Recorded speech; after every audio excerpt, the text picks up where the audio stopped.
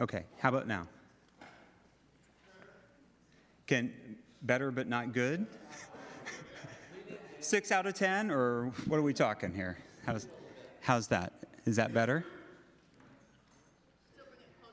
All right.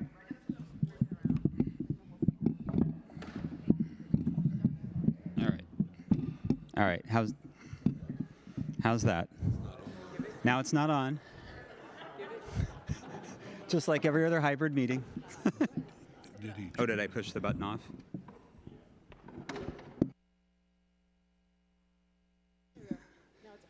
All right. I love my mom. Check. No, Dan's there. It's okay. All right. How's that? All right. Hallelujah. Okay. All right. Okay. All right. This is like when I try and tell my mom how to work the home theater system when she visits. So I love my mom, but yeah. All right. Oh, all right. All right. So give me a minute. As they say, talk amongst yourselves, I guess. I don't...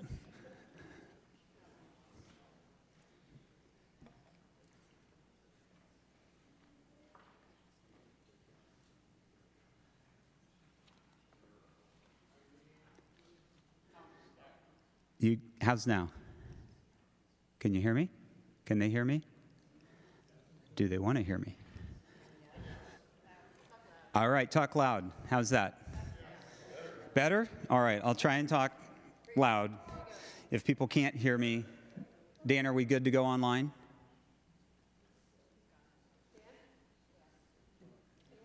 Anybody online want to tell me if I'm good?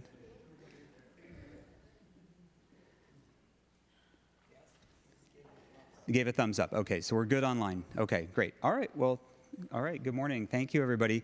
If you can't hear me, please raise your hand and let me know. So all right, I just want to open up. I would say thank you for being here, everybody. Thank you for spending part of your Sunday at the annual meeting.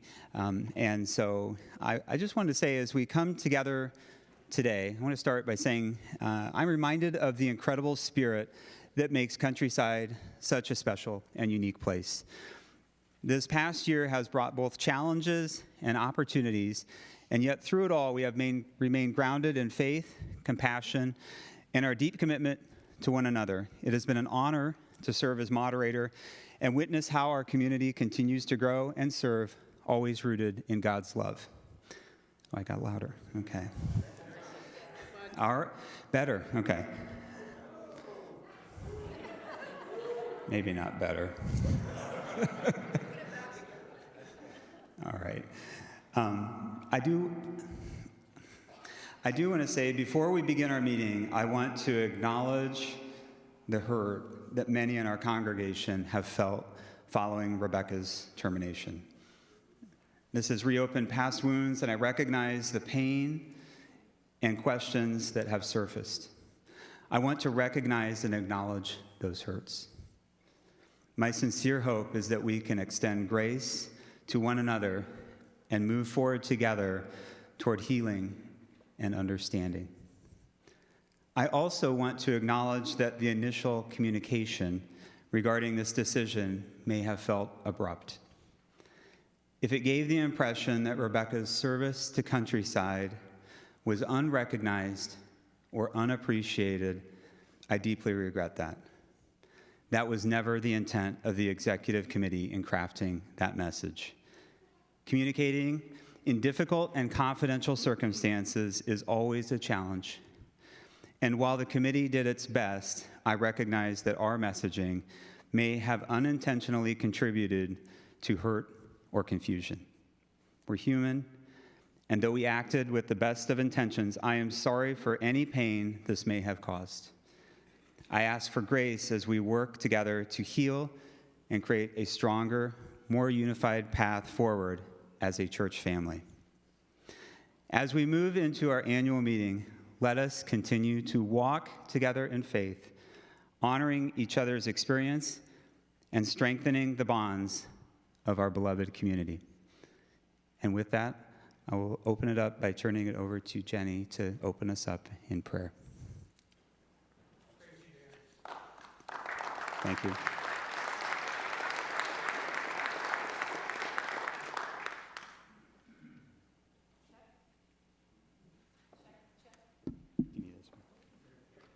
God speaks loudly. In the beginning was the Word, and the Word was with God, and the Word was God. God's love has been poured into our hearts through the Holy Spirit, which has been given to us. God has brought the people of the covenant from the land of bondage into freedom, a freedom that we still seek to impart today. Jesus came to preach good news to the poor, to proclaim release to the captives and recovery of sight to the blind, to liberate those who are oppressed, and to proclaim the year of God's favor. The words of God for the people of God. May we in our business here, in our work that calls us forward to lift the message of God's love, bring us hope and a commitment to renewing one another, restoring one another in love. God, pour out your Spirit upon your community. We know that you are already here. The words that our youth shared this morning reminding us that you hem us in on all sides. You come before us, you go behind us, and you are present with and within us. Be present with us this day, your church, that we might be faithful in bringing about your love. Amen.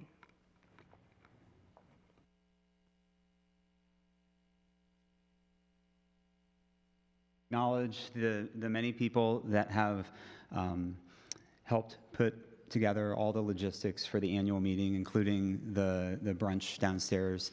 The volunteers that we have up here have graciously stepped up today to help in several capacities to make things run smoothly. So I would just like to acknowledge everybody that's up there. If we could just take a moment to thank them for their work and showing up to help. So thank you.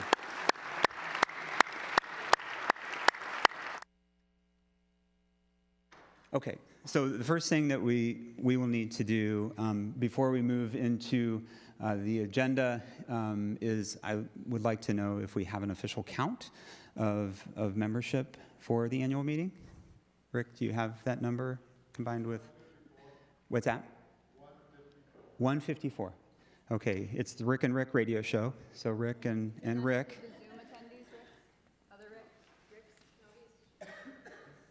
It's like Rick squared here.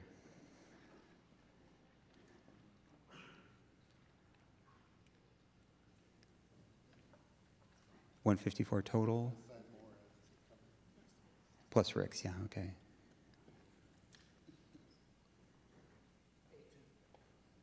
18, okay, so 172.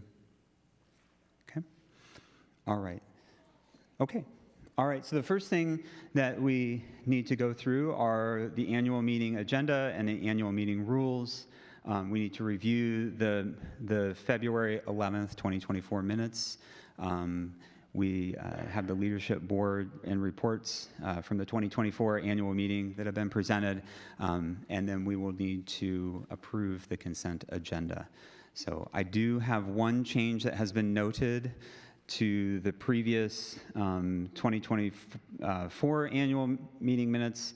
It is that Joyce Davis moved to approve bylaw changes as presented, seconded by Kathy DeBoer. Motion by voice vote approved unanimously.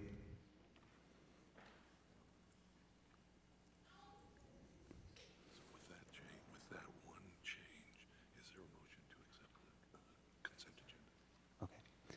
So is there a motion to accept the consent agenda With that one change. with that one change? All in. Kathleen Samla makes a motion. I need a second. Second there. Okay. Yeah.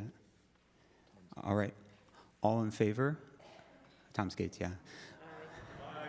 Opposed? Motion carries. Okay.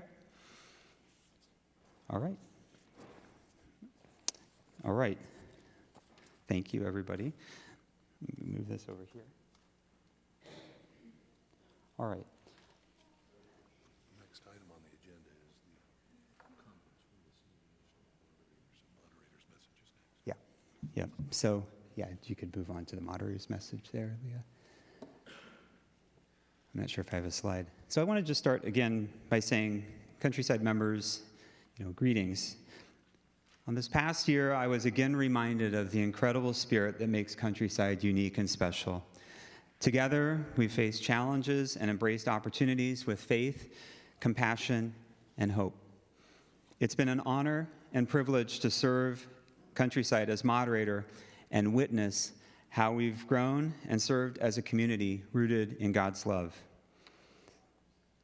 As Jenny onboarded in early 2024, we met to discuss and outline several strategic objectives we wanted to pursue in her first year as senior minister. Through the dedicated work of many talented individuals and teams, we've made significant strides towards those this year. Your generosity and commitment have been instrumental in their progress, and we should all feel a sense of accomplishment for what we've achieved. One primary objective was to create a solid financial base and align resources to prepare for growth and expected capacity in coming years. This year, we engaged the newly formed Stewardship Committee to increase member giving through a year-round stewardship campaign. Through many hours of dedicated work, the Stewardship Committee has made substantial progress toward achieving the financial goals of the Imagine More campaign. Their ongoing efforts, which have already made significant impact on growing and supporting Countryside's ministries, should be applauded. We also identified a second strategic objective of building a comprehensive, diverse, progressive, Christian-based educational programming for all ages. Part of this work was hiring Heather Moran as full-time Director of Spiritual Formation, updating job descriptions and responsibilities to meet congregations' needs, and engaging the Board of Christian Education and Spiritual Growth to continue our programming. This effort continues to have a positive impact as we move our ministries forward. This initiative also involved relaunching the Center of Faith Studies. Through the dedicated efforts of a congregational work group, Jenny's leadership, and generous financial contributions, we had a successful launch in early October. The event, Faith and Democracy, featured Reverend Dr. Jackie Lewis, Reverend Jim Wallace, and Dr. Samuel L. Perry, an incredible lineup. This event also provided outreach for Countryside, bringing in several people from outside our congregation. It will be exciting to see how the Center for Faith Studies continues to grow in impact and connection with the broader community in future years. A third objective we identified was to ensure worship services are spiritually meaningful and provide excellence for in-person and online worship participants. Adam Whitty was hired as the designated Director of Worship and Arts to support those efforts. Alex Ritter was also appointed as organist in residence. In addition, a congregational work group was engaged to assess and research worship offerings. Their efforts are ongoing and will have a positive impact as we discern how to serve our existing membership and grow Countryside's ministry. Providing a vibrant, welcome, caring, and spiritual support for Countryside's congregants was determined as a fourth strategic initiative. Reverend Sarah Rensel-Jones was hired as Minister for Congregational Care in the spring to support that work. Sarah was instrumental in launching the Web of Care program to ensure that every member of Countryside is connected and receives love and care from our congregation. We also launched the Village at Countryside small groups in the fall, with over 125 members joining Village Houses in the first week. It has been rewarding to see how these efforts are building care and community at Countryside. Strengthening relationships with the Tri-Faith Center and our Tri-Faith partners, Temple Israel and the American Muslim Institute, was identified as a fifth strategic initiative. Engagement with our Tri-Faith partners in a practical way was a primary goal of this work. We created a team associated with the Board of Social Justice and Outreach to coordinate Countryside members attending services and prayers at our faith partners. As anticipated, they have been met with enthusiastic and positive response from our Countryside members and our Tri-Faith partners. Their vital work has helped strengthen relationships and will continue to have a positive impact. Last year, our bylaw revisions updated our governance by creating new board and committee structures. Given these changes, a sixth objective was supporting our lay leadership and establishing capabilities for them to sustain and grow Countryside's mission. These efforts included initial training and ongoing support throughout the year as we have successfully lived into our new board and committee structures. Achieving excellence in high visibility areas such as our website and social media was identified as the 7th strategic initiative for this year because many people's initial engagement with Countryside is through our digital front door. With funding from the foundation, we contracted with professionals to begin work on an updated website this year, which will be completed this spring. We have also engaged with experts in social media to improve our presence there and help grow that aspect of our outreach. The success and progress of these strategic initiatives have been achieved through the hard work and dedication of many individuals and teams.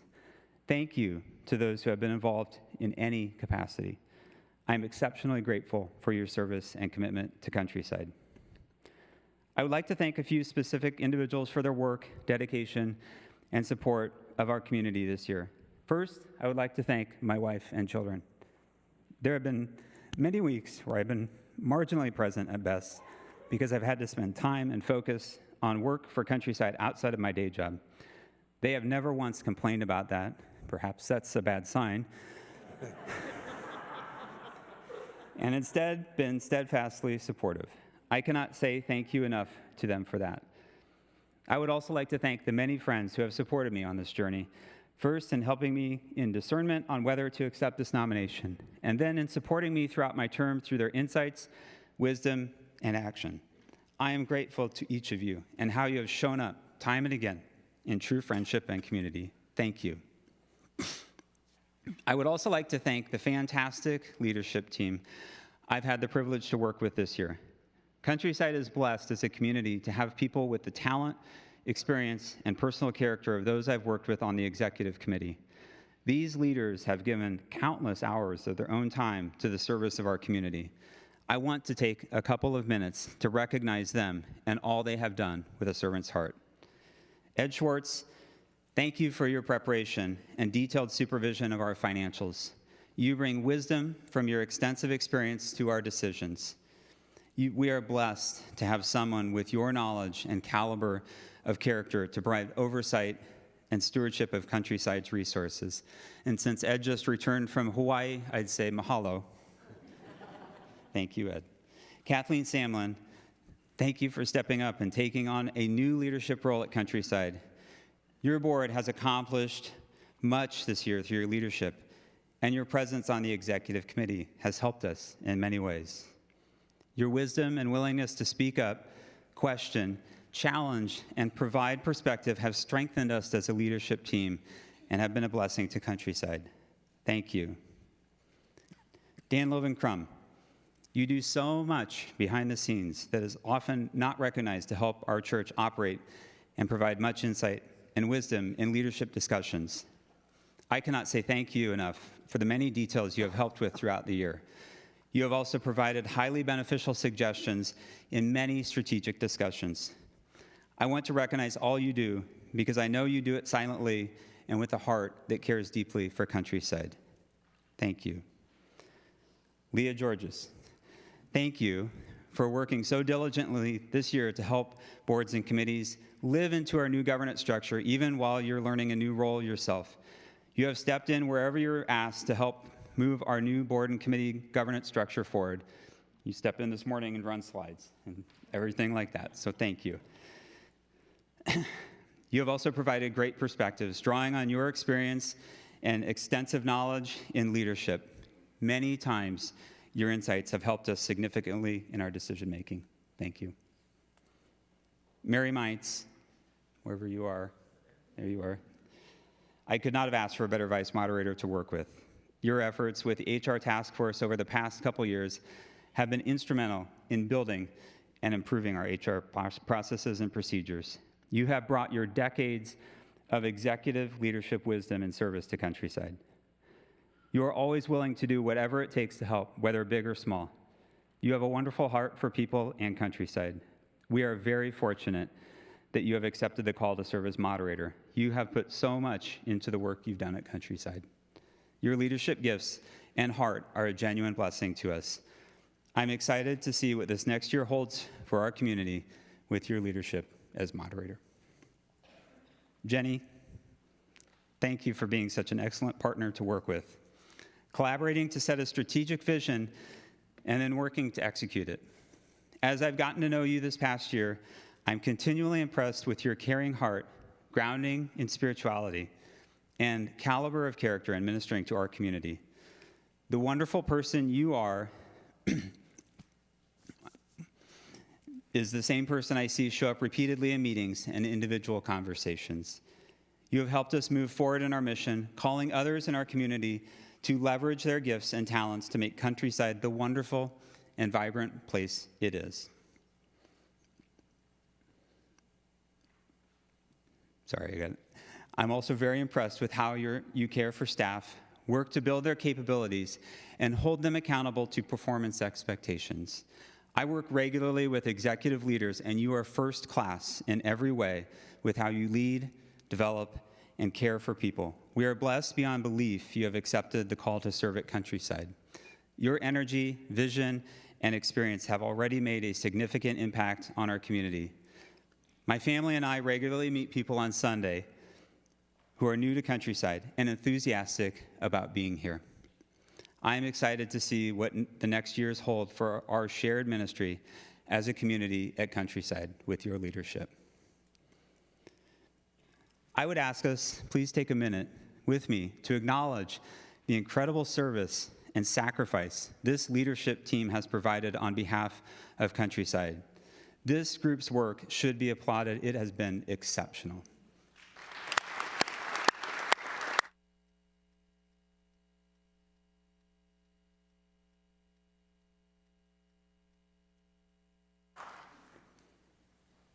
Mostly, I want to thank you, Countryside members, for all the work and dedication you provided over this past year. I am constantly amazed by the number of gifted people who are willing to share their time and talent, as well as their financial resources to serve our community. What we have accomplished this year has been exceptional.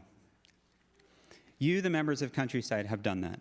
Thank you for your deep care and dedication to our community. The incredible spirit that makes Countryside unique and special is because of all of you. It's been my honor and privilege to serve as moderator. This year has been one full of meaningful progress and shared commitment. Together, we've navigated opportunities and challenges, striving to live out our mission. I am filled with gratitude for the ways we have grown together as a community of faith. Through our worship, outreach, and shared moments of fellowship, we have continued to live out God's call to love and serve one another. I want to express my heartfelt thanks for your steadfast commitment to our mission and for making Countryside a place of hope, compassion, and joy. Your support and dedication have been instrumental in Countryside's achievements this year. Thank you.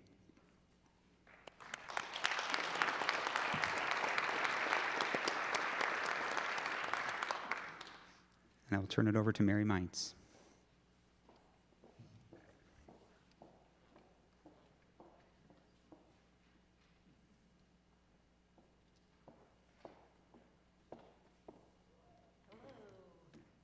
Oh, I have to go to the microphone. And I'm going to use my computer. Okay, we'll see how this works. Okay. Huh? Do you need to put it down?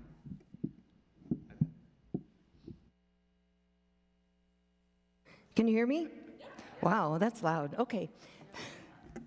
Thank you, Dan, for your leadership and dedication to Countryside this year. It has been my honor to serve alongside you. As vice moderator, I served as liaison for human resources. This past year, a significant portion of my time was spent with the HR task force. This task force was formed in 2023 for a few months, and they continue to dedicate their time and energy toward us. They have been involved in improving personnel processes. I would like to thank the members of the task force, Terry DeAgostino, Trish Hoffman-Ahrens, Cheryl Lilly, and Sarah Schultz for your expertise and service. The revised bylaws passed by the congregation at our annual meeting in 2024 consolidates leadership responsibilities, combining the Personnel and Budget Committee into one more streamlined, efficient team, the Executive Committee. The Executive Committee now includes the Chair of the Board of Finance and Operations, the Treasurer, the 3 moderators, the senior minister, a voting member except in matters regarding their own position, and the Director of Finance, Administration, and Operations, a non-voting liaison. I'm fighting with the microphone here.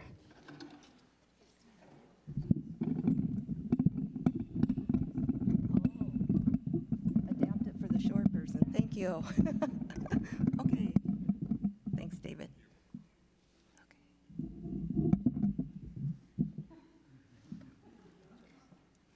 Okay. Short people are good, right?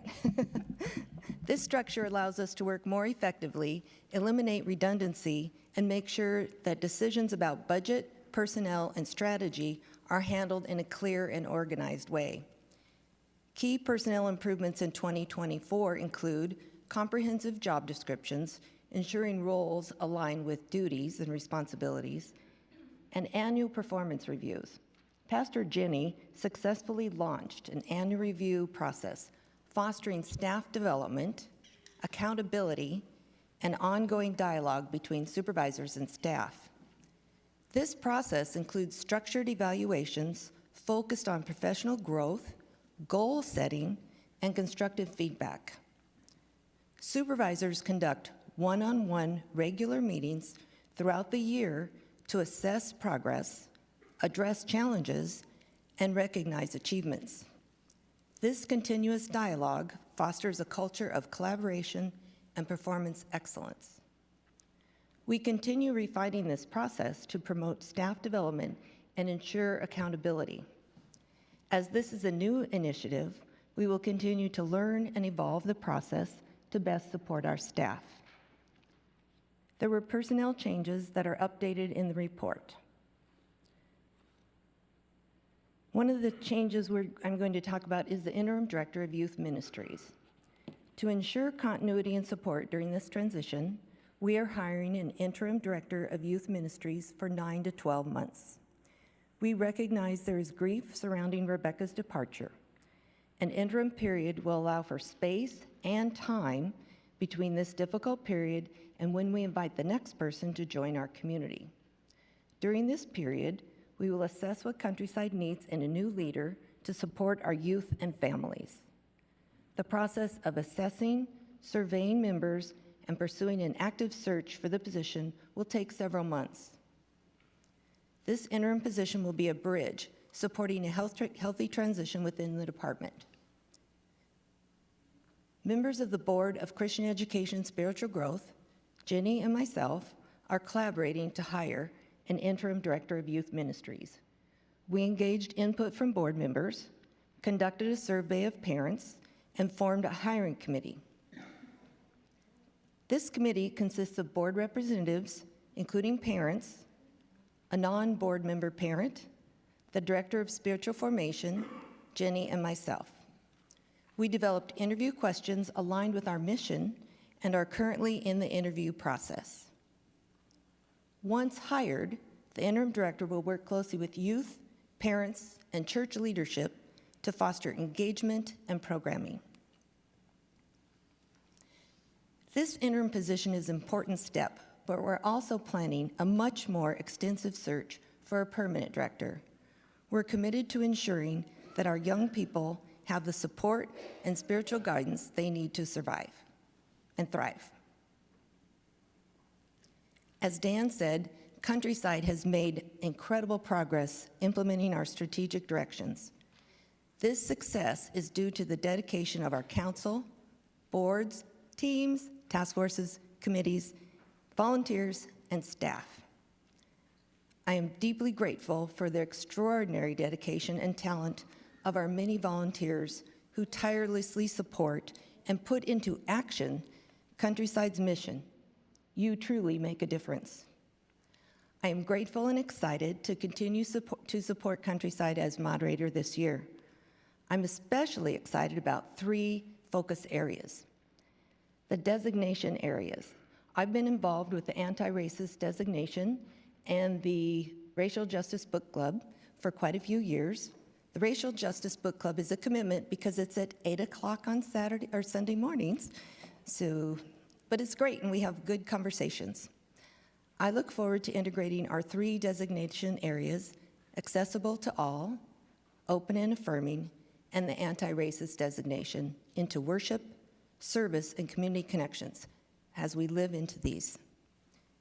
Tri-Faith Initiative is another focus I have. I was an original Tri-Faith board member, and I encourage participation in learning opportunities and look forward to deepening our relationships with our faith partners. Once our weather warms up, join us on the bridge on Friday mornings for a walk with our faith partners. That's Abraham's Bridge. I know there's many bridges in Omaha. Community outreach. How can we be more engaged with our local community? There's lots of things going on, but how can we support that and expand that through service, collaboration, and outreach? I'm excited to explore new ways Countryside can show up for our neighbors in meaningful ways. Countryside is an incredible place, and that's because of you, our dedicated members, volunteers, and staff. Your passion, generosity, and commitment are what makes this community so special. As we move forward into this next year, let's stay engaged, stay inspired, and continue working together to make a difference. I can't wait to see what we accomplish as a church family. Thank you.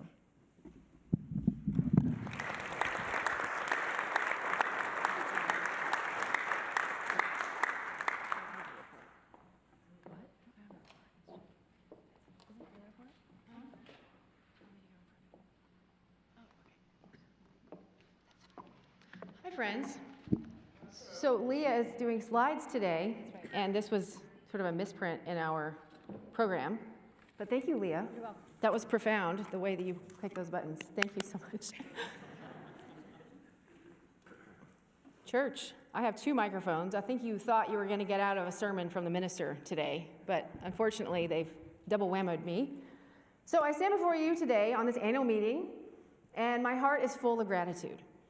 My heart has little pieces that are maybe not full of gratitude, maybe a little bit broken or a little bit in need of healing, but mostly I stand here full of gratitude. It was a year ago in December that I was called and my family joined you in Omaha. It feels like a week, feels like 6 months, and it feels like 6 years. Sometimes mostly it feels like such a gift and such a blessing. And I will not say all the thank yous right now, because I probably wouldn't make it through. I'd be here for too long. But I echo all the things that Dan shared, that Mary shared. I am deeply thankful to you as a congregation for the privilege to serve. I have been a preaching kid since I was 9 years old. I was called when I was a 6-year-old on a swing. You know, God called me to ministry. I didn't really know what that meant, but I know what it means now. I know it means that God goes before us. God speaks truth into our lives and calls us to serve on the good days and the hard days. And so I am thankful for the opportunity to live into this season with you as we explore who we are as Countryside. So thank you, thank you, thank you. While these last few moments have presented challenges, lots of different challenges for many of us as a community, personally, your own lives, the things that we're facing as a community on this Tri-Faith Commons, the geopolitical landscape that we're in, the challenges are many. But through this, what's been illuminated for me is the deep, abiding presence and strength of Countryside Community Church, a faithful community who knows who you are and whose you are. And I am privileged to serve among you, a member, a pastor, a neighbor, a friend. This community embodies what it means to be a church, not just in word, but in action and care, in steadfast love for one another, here and across the world.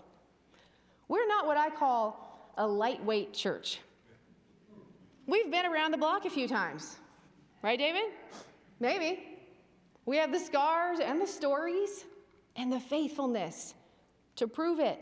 You're a community that knows what it means to take risks for the sake of the gospel, shedding both tears and sweat to build bridges instead of walls, laying a foundation of hope amid flurries of fear and uncertainty, finding our center through difficult decisions and conversations. We understand the value of intentional decision-making and thorough processes to guide us with God's wisdom into new chapters and unfolding stories, even when it's hard, especially when it's hard. That's the stuff you're made of. That is Countryside, a beacon of hope. We have come to realize that growing and transforming, as we imagine more, is not absent pain or loss. But we can always point to God's faithfulness when we too walk with faith. We are never alone. We are part of a beautiful, complex, ancient, and faithful narrative from the way of Jesus to the cross of Christ. Somebody will hear me now. To the redeeming love, I am out, fleshed out. Hello? Jack? It just went out. Use this microphone. Oh, there we go. From the way of Jesus to the microphone, to the cross of Christ, to the redeeming love fleshed out in your story and mine, because it's the same story. We are living and walking the same story. Our collective story has continued to be made alive through God's church. The church is the manifestation of God's love in the world, and it's supposed to be a radical love. And you know what that means? It means that we are going to fail sometimes, because we are the human manifestation of that love. But it also means that we walk this journey together, that our human story knows how to lift each other up and point to where God's love is calling us forward. And you know what's really important? What always brings me back is that we are part of something much bigger than our footprint right here. We are part of the United Church of Christ. It might have been formed in 1957 by 4 parent denominations, but we go all the way back to Plymouth Rock. We are Congregationalists. Our congregational ancestors faced many trials. Witches? Boom. Deadly viruses? Boom, boom, boom. Theological differences? Social-political divides? Rather than allow their pain to isolate them, they chose to come together during difficult times to find God's love that alone can point them forward. Their strength was born out of religious persecution, death, prompting them to face the same question we too have been asked. Martin Luther and Margaret Wheatley have asked it. We've been asked it many times before. Who do we choose to be? Who do we choose to be? Our ancestors in the faith answered this question with their faith and their feet. They crossed oceans to follow God's call, not knowing where it would lead. Maybe they did so out of righteous ignorance and pride. Yes, check, check, white people. But also, they sought a way forward, and they knew that God was calling them to take a deep risk. You've been asked that question. Who do you choose to be?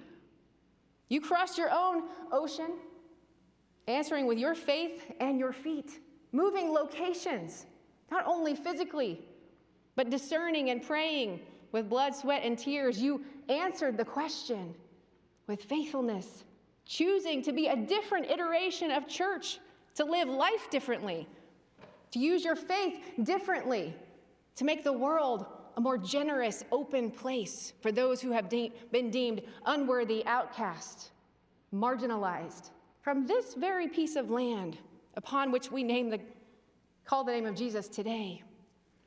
You said, we're not a lightweight church. We have been here before. You embraced the call to walk this tri-faith journey. You have embodied what it means to answer the call. Whatever struggles we face together, today, yesterday, tomorrow, internally or externally, we will continue to draw upon the strength of our shared history, listening to God's still speaking voice as we continue to answer the question, who do we choose to be? Today, I pray that we continue to answer this question out of the well of faithfulness that comes to us from the saints who have walked this journey, who have paved this way, who have made sacrifices, who have called us to imagine that more that only God sees for God's people. This morning, our youth reminded us that when we fail to see fully, when we call upon God to be thou our vision, God will meet us right where we are, each and every time, with grace. So as we stand in this moment, reflecting on our past and looking toward our future, we do so with conviction and hope. Hope, because we have answered this question before. We know how the story goes. We just need to find our place in it. The answer is found in our actions, in the way we show up for one another, in the way we continue to build a community of love, of justice, of belonging as those seeking a place, a shelter, a home, to be present, even when it's hard. We are a resilient people. We are committed. We are a community rooted in love, committed to justice, and always striving to embody the radical hospitality of Christ. As we look ahead to 2025, I pray that we continue to nurture these connections, build relationships, be the village that keeps growing, overflowing, and spilling out into a community who desperately needs to know that there is a way, a place for them. We're going to face many more challenges than what exists in this room today. Many of us have personal challenges. There are communal challenges. That there are life and death challenges as people feel displaced, without a home, without a faith connection, without a location of safety in this country, in this city. I pray that we will continue to be a beacon of hope. May we walk boldly into the future, knowing that together we are building something beautiful, co-creating a community, a church that truly reflects the heart of God, a church imagining more love, more justice, more peace. May it be so. Amen. Amen. Thank you.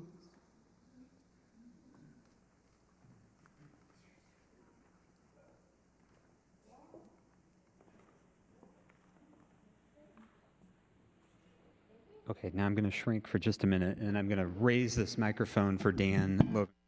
He's going to...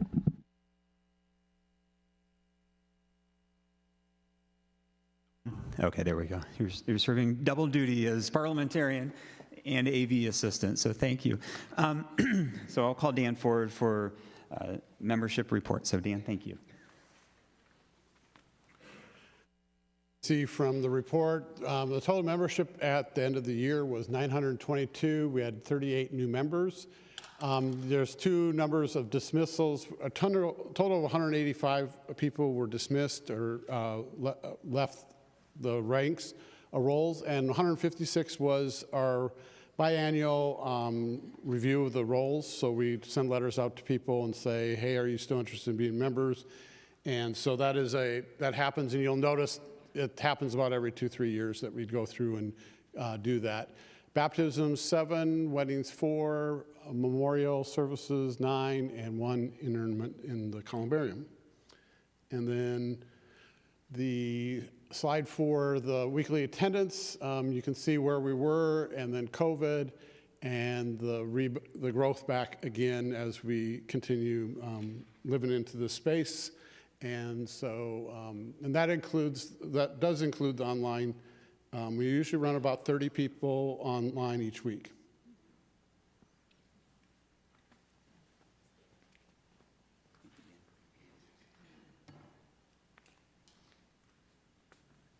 Okay, so next up we have our board reports. And so I would just call chairs or people who are representing for a board or committee to just come up. Everybody's going to give a minute summary, and you can just line up or come up as the reports end. So thank you. And I want to just say thank you as well to all the boards, committees again, the work they've done this year. So with that, I will turn it over to chairs and representatives.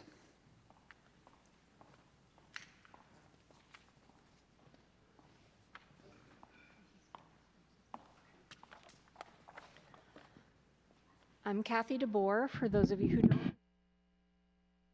I am chair of the Board of Christian Education and Spiritual Growth, that from this day forward I believe is going to be called the Board of Spiritual Formation, which will be a blessing to everybody who has to remember to say it. This has been a very busy year for us. The transition to the new board structure actually went much smoother than we anticipated. But we had a lot of bumps in the road this year. But as I leave the board, because I'm rolling off, this is my third year, I want to take this time to thank those who have helped so much with where we are and where we've gotten to. We have Discovery Kids that's gotten fired up and is wonderful, absolutely wonderful. For kids grades kindergarten through 6th. Heather Moran was great at getting that up and running and keeping it running and organized, and that's a lot of work. Thank you to the teachers who stepped up and helped us out with that. And thank you to Shannon and Adam. Ending with singing is really, I think, a great way to end with the kids. It's so uplifting, and you two are amazing. Our Wednesday night programming has continued for kiddos and given their parents an opportunity to participate in their village houses while the kids are doing some meaningful activities. And I really need to thank Vicki Roy. Adult education has come so far, and she has put in so much work, and Denny Clark has assisted her with that. We've seen so much growth in that area this year. Love that the Center for Faith Studies started back up, and just want to thank Anne for your hard work in the library. For those of you who haven't been in there recently, you need to go see it. It looks nothing like it did a few years ago. There's been a lot of blood, sweat, and tears put into that library. So I know we have a whole team working on it, but thank you so much for heading that up. I just want to say thank you to my entire board, because we have had an amazing year. We have pretty much 100% attendance at every board meeting. So that says a lot about the dedication of the people that are on our board that have been working towards all of these things that we have going. So thank you very much.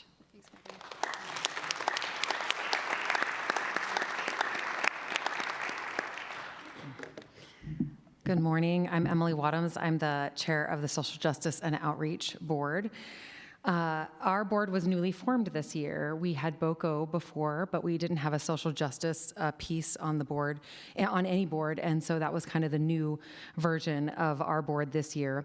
We were tasked with supporting all of the outreach and social justice initiatives in the church. We address the needs within our church, family, community, country, and world, and oversee and support the UCC designation teams that help the church's actions align with our mission and UCC values. We had a really big year. We created a charter. That was kind of our first thing. We supported the community cupboard this year. We supported the current designation teams, which are open and affirming, accessible to all, and the racial justice designation, and supported the Meals on Wheels team. We helped organize the Christmas and Easter offerings, the monthly box, the Heartland Pride Parade float and festival booth. We helped organize the community outreach with the Tri-Faith Partners, the large styrofoam collection, and our very first blood drive this year. A new church-wide non-discrimination policy was written by the board and then approved by council, and that will be, if it's not on the website already, it will be on the new version of the website. And in 2025, we plan to have more regular blood drives. We will add several teams, and we'll collaborate with community partners to do more outreach. We will begin the work of the immigration designation, and we'll continue our work with environmental justice. I would love to thank all of our board members. We had about half of our members were from BOCO last year, and then the other half were brand new to our board this well, maybe not a board, but our board this year. And we were an amazing team, and I'm really looking forward to our continued work next year. Thank you.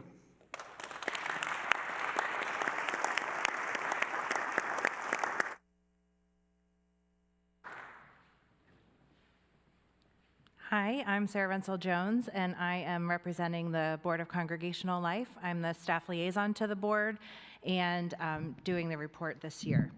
Sorry. We are a board that was made up of what used to be the Board of Life Ministries as well as the Board of Pastoral Care. And we've added a few other responsibilities under our board, such as overseeing membership. So when Dan gave his report, and you see that people are removed from the roles, this board needs to oversee that and be able to just review those who are being removed and be able to affirm that that is correct. We also are a board that hosts all of the church events, such as the lunch that you just had before you came into this meeting today. We've also put on a number of other events and have teams that do a lot of that work. Diane Scott, as a staff member, is also on that board, and we all know that she is an excellent volunteer coordinator and helps to recruit people to bring the items that we need and to put on amazing events for the whole congregation. This year, we have pivoted from the Stephen Ministry Program to Web of Care, which is launching and will be more completely rolling out this spring. So we trained a number of Web of Care coordinators in September and have begun meeting with them monthly starting this past January, and will be getting a letter out to all of the members of the congregation who will be receiving Web of Care coordinators actually at the end of this week coming up. So this board has been essential in, sorry, my son is, TV booth. Okay, I'm just gonna do my best. So we have the Web of Care coordination going out this week. You'll be receiving a letter, and this board will continue to oversee and provide support to the Web of Care program. We also have the care team, which responds to our members who are in senior living facilities or who are homebound, providing them with visits as well as phone calls. They changed from delivering poinsettias this past Christmas to delivering Advent devotionals, and will also be delivering Lenten devotionals in the upcoming season instead of Easter flowers. So anytime that you see these large congregational events, our board is behind that, also in terms of congregational care and just caring for one another and helping to make sure that people have the resources and support that they need. This board is responsible for that. We also are a board in need of more members, so just while I have the microphone, I'd like to encourage you to consider joining our board if it's something that appeals to you. Because we have vacancies, we will be able to accept appointments to our board after today. Thank you.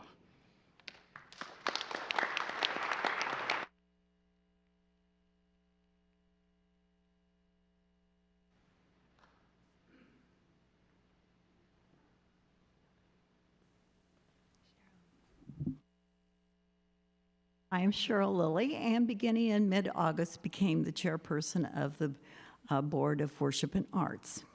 I want to thank Alex Ritter, who was our staff liaison beginning the year, and Adam Whitty, who is now our staff liaison, and also to all those board members who have served with me this year.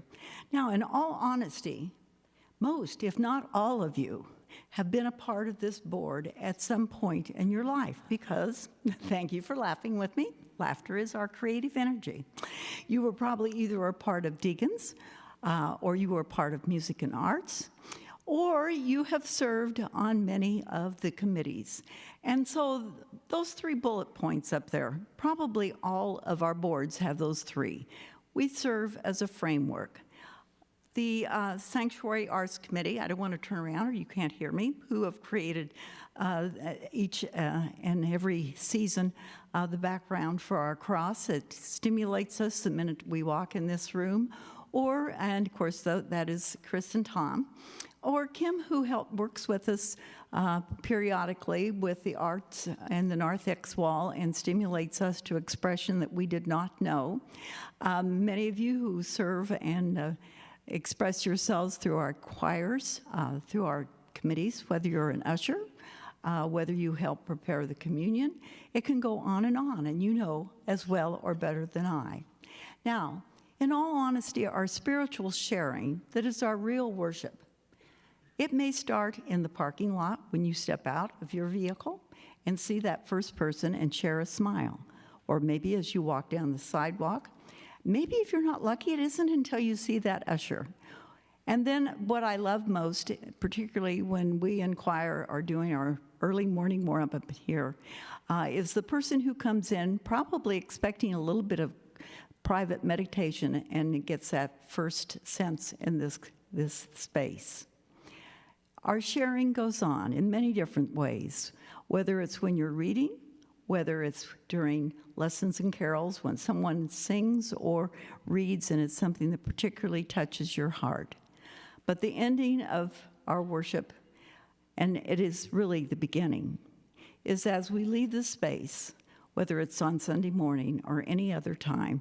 And to borrow the words of our youth this morning, and maybe it's because she quoted her grandmother, and needless to say, I'm a grandmother of 4. When you leave this space, that's when we let the Jesus be expressed by ourselves. Thank you.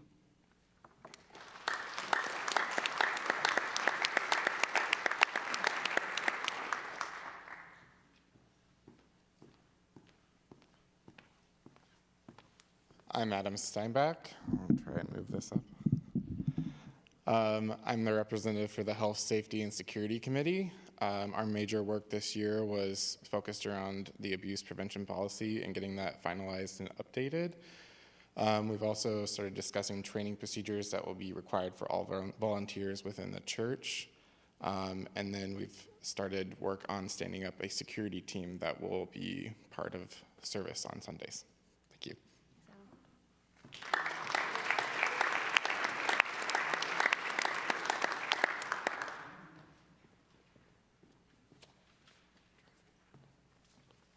Good morning. I'm the stunt double for Linda Loven-Crum and Joyce Davis. So first, just a shout out to the committee members, Joyce Davis, Linda Loven-Crum are our chairs, Tim Kerrigan, David Day, Chris Hess, just a great group of people, and myself.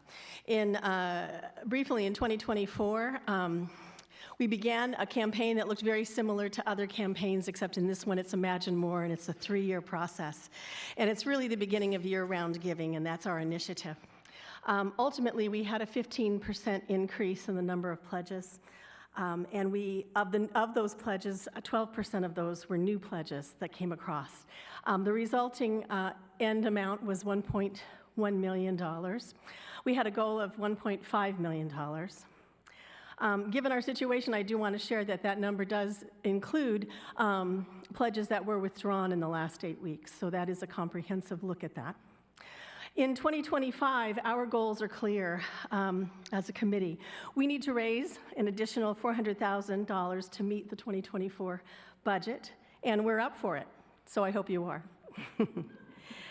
We need to engage 206 non-pledging households to support future stewardship campaign, and really that's about education, communication, and just ongoing understanding of how we express our faith in all facts of our lives, showing up in prayer, meditation, but also the giving of our gifts, both our talent and our treasure. We want to explore other revenue streams to support the church's operating budget and Countryside's mission. So that's my report. Thank you.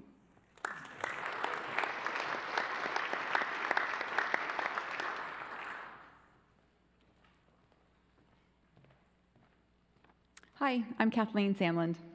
The Board of Finance and Operations, which used to be called trustees, and our meetings, we work really hard to say finance and operations. It's really hard for people to change, but we're doing it. So we are now finance and operations. But our board, I think most people know, but I think it's good to think about what all they do, we do. But we are responsible for handling the church's physical assets, legal contracts, financial assets. We have oversight of investments, contracts, property and building management, budgets, audits, and Kindernook. This year, some of the things accomplished, upgrading internet access, contracts were renewed for cleaning inside the church, outside, which would be your mowing, snow removal, landscaping. So they're really fun things, right? At our meetings, we're talking about contracts for landscaping is good time conversation. We also talk about insurance, liability, building, and there's an annual review every year for that. Some of the highlights this year that you might notice, we have a hydraulic lift that's needed for moving this altar because there was some back problems potentially with not having that. So it doesn't seem very exciting, but nice to have that and not having problems. We also approved the replaced doors on the 5 non-gender restrooms for all ability access to be A2A compliant. One is done, and the rest are going to be happening soon. Inside painting in high traffic areas that is now needed. We also have the plan now to replace the all are welcome signage in front of the church. You probably all walk over it coming in, and the concrete's not holding up real well. So we'll have a new beautiful bronze placard there in 25. So we're preparing for some other changes in 25 with a new accounting system that will be implemented. So again, those are not really exciting things. It's not like planning luncheons and fun things, but they're good. They're good to have these things. But a big part of our job, obviously, are the financials, and Ed will talk about that shortly with the treasury report.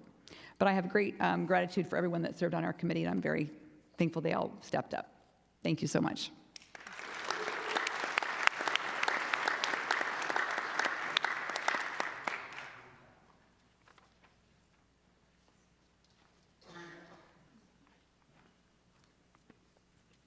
We'll see if this is at the right height. Sounds like it. I put a lot of time in the PowerPoint. I hope you all appreciate it.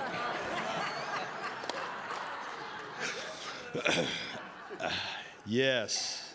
My name's Andy Wilson. I'm the chair of the Countryside Community Church Charitable Foundation. This year we're going to work on adding a few more words to that so we can have a bigger acronym. But in all seriousness, we've got a report here. Let me just toss this out. Why are we here? Why do we have a foundation? And I think really simply you can answer that by looking at the budget that's being proposed and look at the bottom of the page for additional income sources. And the foundation is contributing over the next 3 years $100,000. We wish that was more.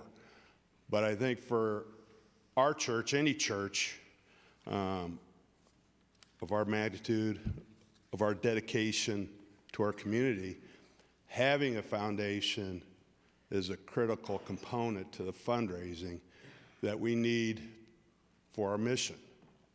As I sit and think, I've been at this church for a long time, and Jenny's outstanding. She's got a lot of big visions, a lot of big dreams, which we have always had. And I thought, well, isn't that what we want?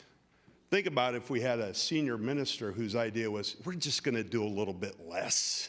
We're going to back off. Well, that's kind of silly.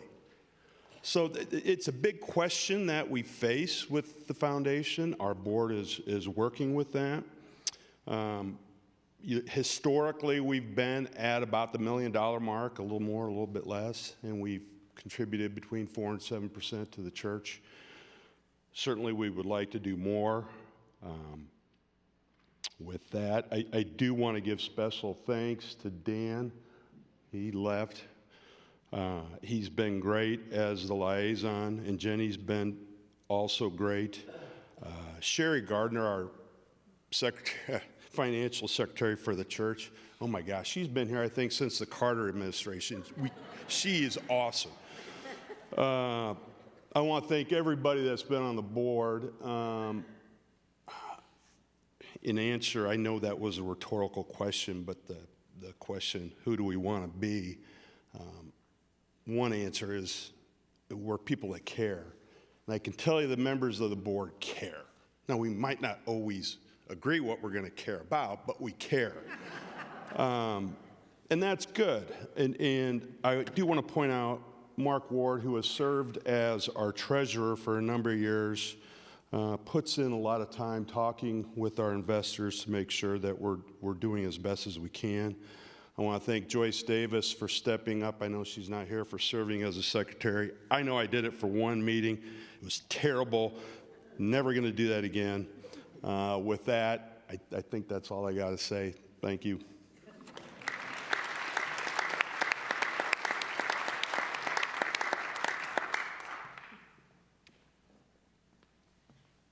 Yes, I'm another stand-in. Mark Sturzma was supposed to be here this morning. Got these calls yesterday, just sharing that with you all. So since the first talking point is a heartfelt thanks to me,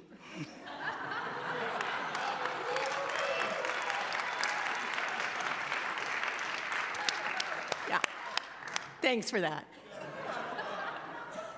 A little awkward. And also a big welcome to Chris Hess, who is taking my seat on the Tri-Faith Board, which is such, and so I'm grateful to her because she's going to bring some great leadership, particularly in the area of finance, and she's going to chair the Finance Committee, something that we need very badly at Tri-Faith, and it will be well received, and we'll be excited for her leadership. I just have to say really quickly, I know it's in the report, but Rick McInnes has been our chair for this year, and such an amazing person, because not only was he chair, but he was the interim executive director, which I have to tell you is, not an easy task. So hats off to Rick. And he is staying one more year as past chair, and bringing his wisdom and his guidance and his passion for this great organization, and we are grateful to him. Our terms are limited to 6, and I think, Rick, this is going to be your 10th year with the Tri-Faith. So I think that speaks to his commitment and leadership for the Tri-Faith. There is no question that the impact of October 7th, 2023, was overwhelming. Not only in the Middle East, but really heard around the world, and no greater than right here on our own commons. I think that, frankly, and I'll say this, I'll speak for just myself, as a Christian, a white American Christian, I cannot begin to understand the pain and trauma that my brothers and sisters, that I and Temple Israel experience, generations of that. And so that, in the world of interfaith, really impacted our work. It impacted, so great, in fact, in the interfaith space, that many organizations across our nation actually stopped working. So I think there has to be something said and acknowledged that even in the greatest of pain, even in the greatest of agony, and even when every member of Temple and every member of AMI are directly impacted by what's happening there, that we still stayed in relationship, we still stayed in conversation, we still showed up for one another. And so there's no question that we have been challenged. We have stood together in solidarity, sometimes in silence, sometimes expressing and creating dialogue and space for that dialogue, and we'll continue to do that.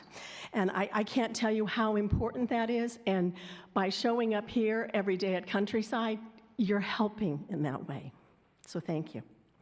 We had key leadership transitions. Several staff, including our executive director, Wendy Goldberg, and other staff members departed beginning in May.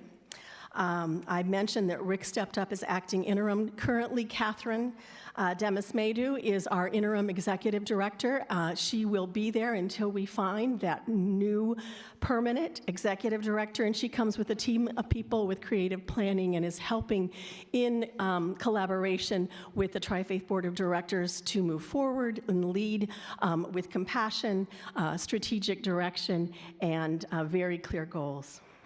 Our program highlights: we hosted 27 Tri-Faith tours, 677 attendees, 40-plus events, including interfaith panels, book clubs, and race, religion, and social justice conference. We also partnered for the first time with the USDA to host a national summit addressing anti-Semitism and Islamophobia and other related biases. And I have to say, given our current climate, I think that was really amazing that we hosted that event and that it was here. Our priorities for 2025 is our search for and hire of a new executive director, strengthen development and fundraising efforts, enhance our Tri-Faith partner relationship and looking for opportunities for that, and we're establishing a strategic framework in preparation for the new strategic plan. Thank you.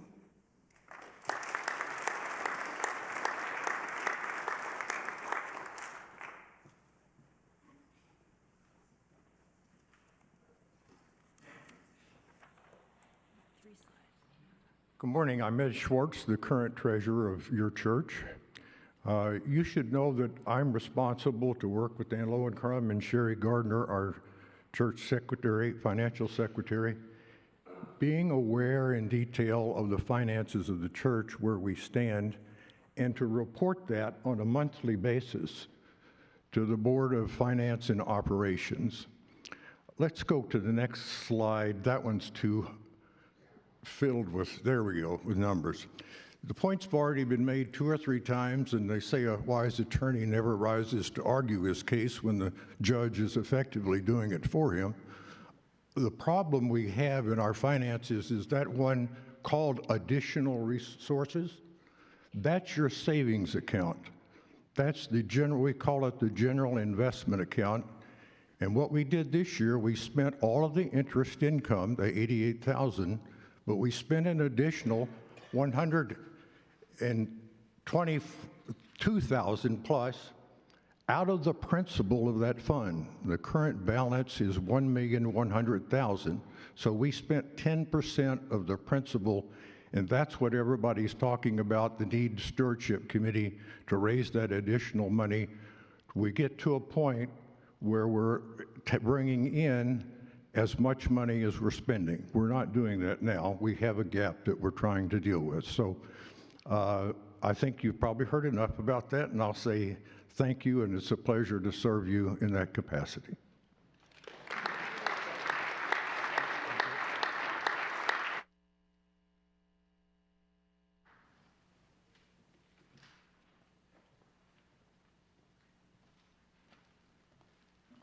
Okay, I'm back. So now we get to talk about the proposed budget for 2025. There's a couple of things we'll try to highlight here. A lot of the numbers here are not surprising. So many good things are happening, obviously, at this church. But what we want to highlight here, let's see. If you look at the left side of the revenue, you have the 1.12 million. Seems like a pretty big number to me. And then you have some extra income there. So our total revenue gets to 1.1. Then you go across those expenses, and a lot of them are the same. Under programming, those are the same numbers that we have for 24. When you go down to personnel, there's an increase there, basically with some of the capacity building that we have planned. The administration money is, the budget is increased, mostly because of the audit we have to do and some security expenses. Nothing is really out of the ordinary here. But your expenses are 1.6. So that negative 424,000 is a bit of a concern, right? Kind of like Ed was just saying. So it's been our goal for quite a while to try to not have that negative number here, and we're not quite there. So we've got a lot of good things happening, and I'm still very hopeful that we will get there, but we just want to make sure people realize, as Ed said, the numbers down below, the additional sources, are what's making it get down to the bottom line of the zero. Oh, yeah. Okay, so does everybody can see that easily? It's hard, I look at it enough that I see it easily. I don't know if people can see that easily, but you see the negative 424,000? You get down to your zero, which is nice, but we want to be sure we're not just showing it easily as a zero. To get there, we are using that investment money, the foundation money, which is awesome, and if the foundation keeps being strong, we'll have that money coming in from the foundation. It's that reserve money down there too. That's coming out of our principal of our investments. And again, it's not the worst problem that we have so much in our investments. Some people could say, we don't really have a problem. We have that money put aside. And that's true, but we want it to stay there so we have that principle there for a long time ahead of us. We can look at, let's look at the next one. And I'm going to give credit for all these slides to Dan Loven-Crum. Thank you, Dan. He really is pretty amazing back there. Okay, so this is kind of interesting the way he put this one together. So on your revenue budget, it's nice to see that, again, it says 70% is coming from the member revenue, which is a pretty good number. That's nice. We'd like it to be bigger, but that's pretty good. But you have to have all the extra in there to make it work. These are the same one, right? Yes. I don't want to go so fast that people can't look at it, but it's all going to be available, right, for people to see these when they want them. but it gives you a kind of a feeling of that. And we have one more to look at here. When you look at the other budget, and sometimes people wonder when we have such small amounts of money, seemingly, where it says programming expenses. The way this one is different is what we did was we took, sometimes when people see we want programming, we want all of our money in programming, and we have so much in administration. Well, we have to have staff. We need staff, and they need to get paid. But if you take the people that are getting paid and divide their salaries and other expenses out to the other areas, then you see how it seems more evened out, not just a few money for programming and the rest for, quote, salaries. If you realize all the salaries are necessary for that programming, I think this makes a little more sense with your expenses. Does that help people at all to see it like that? Or do your eyes glazing over? I see some nods, that's good. When you're used to looking at it, it makes more sense. I'm making sure that people kind of get that. Are there any questions about this? I know it's kind of a quick way to look at. There is some of the things were printed out. There's plenty of copies if you want to have it and look at it better. I hope I can answer this question. I'm getting nervous.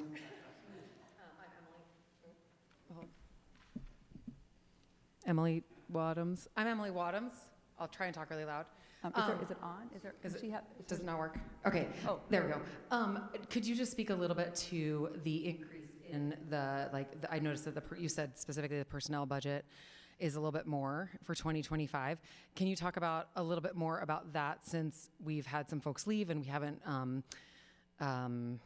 replaced them yet? And I was just curious, can you just speak to that? I can. I only hesitate about my knowledge of everything, not my unwillingness to. So in the Imagine More campaign, where we want to grow, we put money in that so we would have that. And then there is a bit of money in there for salary increases, and that would be dependent on how the church is doing. But I don't know how else to speak about the capacity building on that, actually. I'll let Dan say more. So the main part of that is what the increased capacity is bringing on a full-time minister of care, having the positions for, there's been some changes in youth, but it's still budgeted to cover the youth programming. There's the increase or the opportunities with the director of, the designated director of music, worship and arts.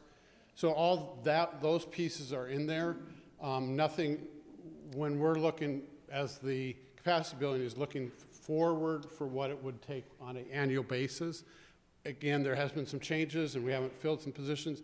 So there might see some savings for a month or two, but those positions would be filled and then they would be in this budget as that.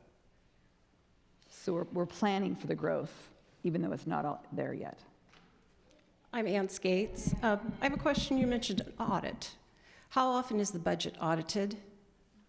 And is it big? It's going to be audited this year, or last year's is being audited?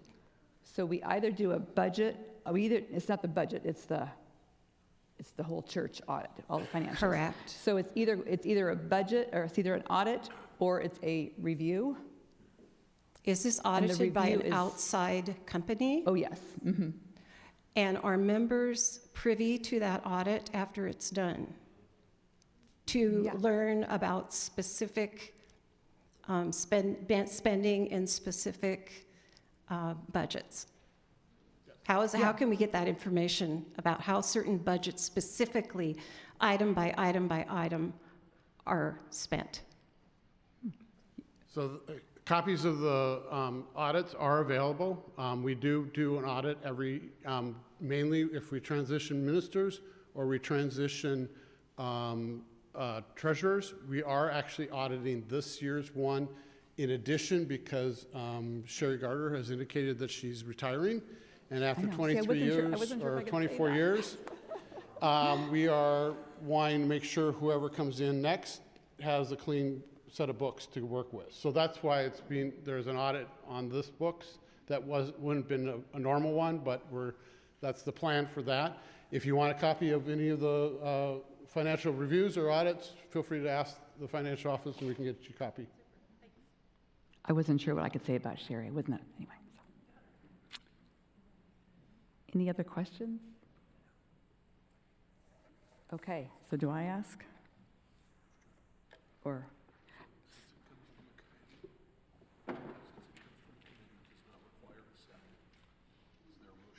Okay, so we need a motion to approve the budget. Jody made the move. Second. Do I do it? All those in favor? Aye.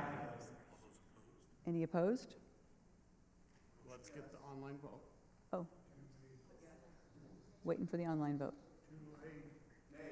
So you can continue your part, but we can't say it's been approved Got it. until we add these. All those opposed?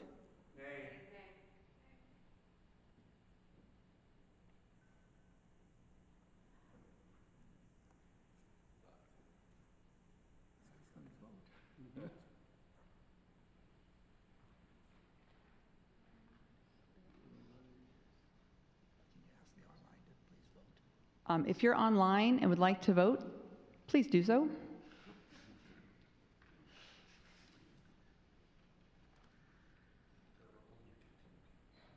Okay.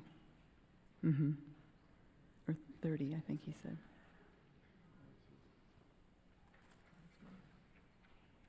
Is it coming through?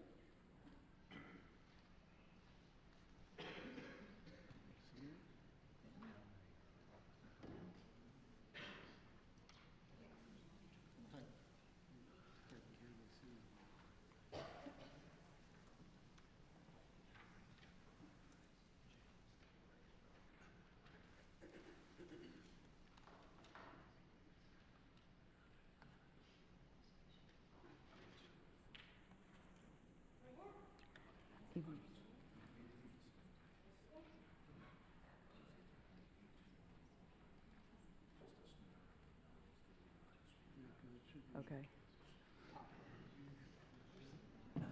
Based on the numbers that we have registered, including those online, and just a few nays, the ayes have it and the motion carries. Thank you.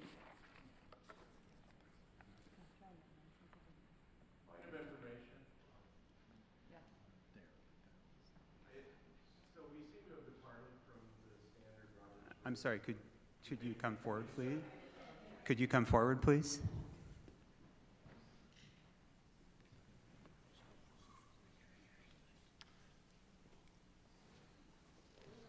Hi, my name is Mark Hassman. We seem to have departed from the usual order of Robert's rules in which I am accustomed to in this body.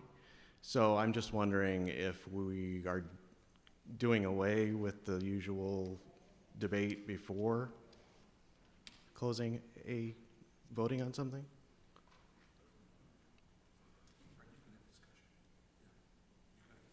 Okay, I heard ask a question, but I didn't know if that's what we were doing. It didn't seem like we did that earlier. You when can't we were have this. voting the rules. So, you did have people come up and ask questions. So, to the extent that folks have got a question that's still outstanding, you can ask it. I just want it to be a consistency. That would be appreciated. There was discussion there. People came forward and asked questions. Yeah, people came forward and asked questions. So. Okay, I understand that, but we have always been so following the rigmarole of this body in the past. It just seems like we're not stating the official motions and order of the business. I think these meetings, typically we ask, maybe you're thinking that sometimes we say, is there a motion? Ask the motion. You offer debate, you Yeah. then can vote after that is closed. How do we handle that with this one that's already been passed? Yeah.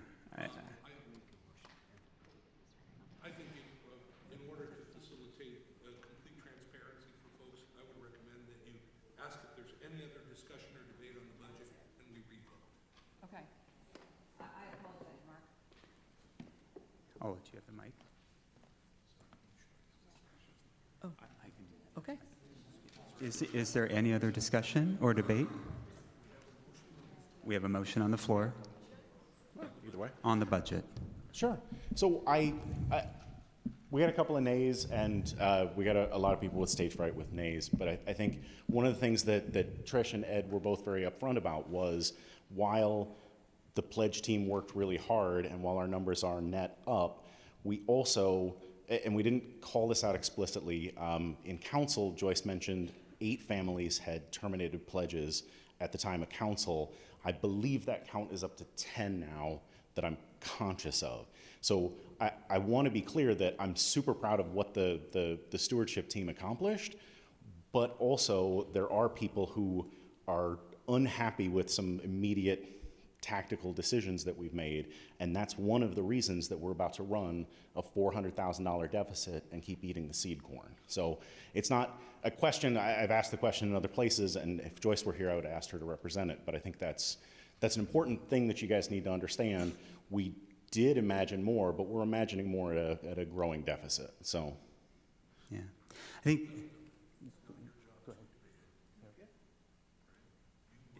is there any other comments on the budget?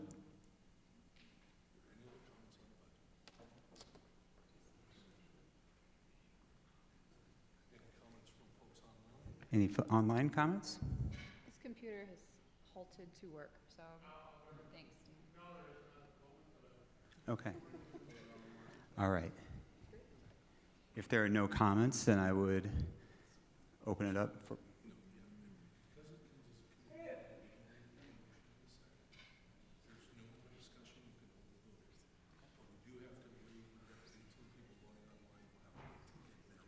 Okay.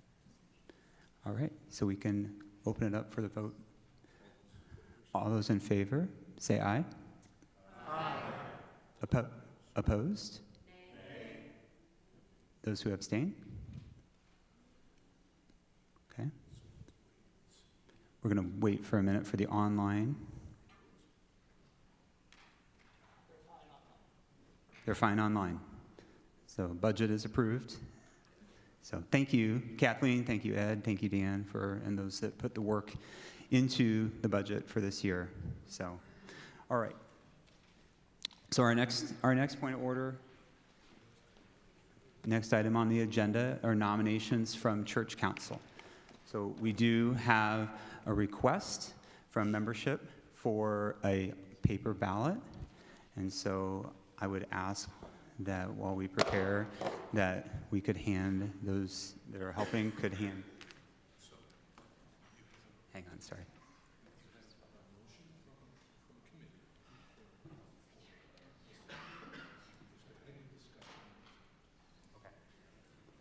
So we have a motion from a committee on a slate. Is there any discussion on the slate?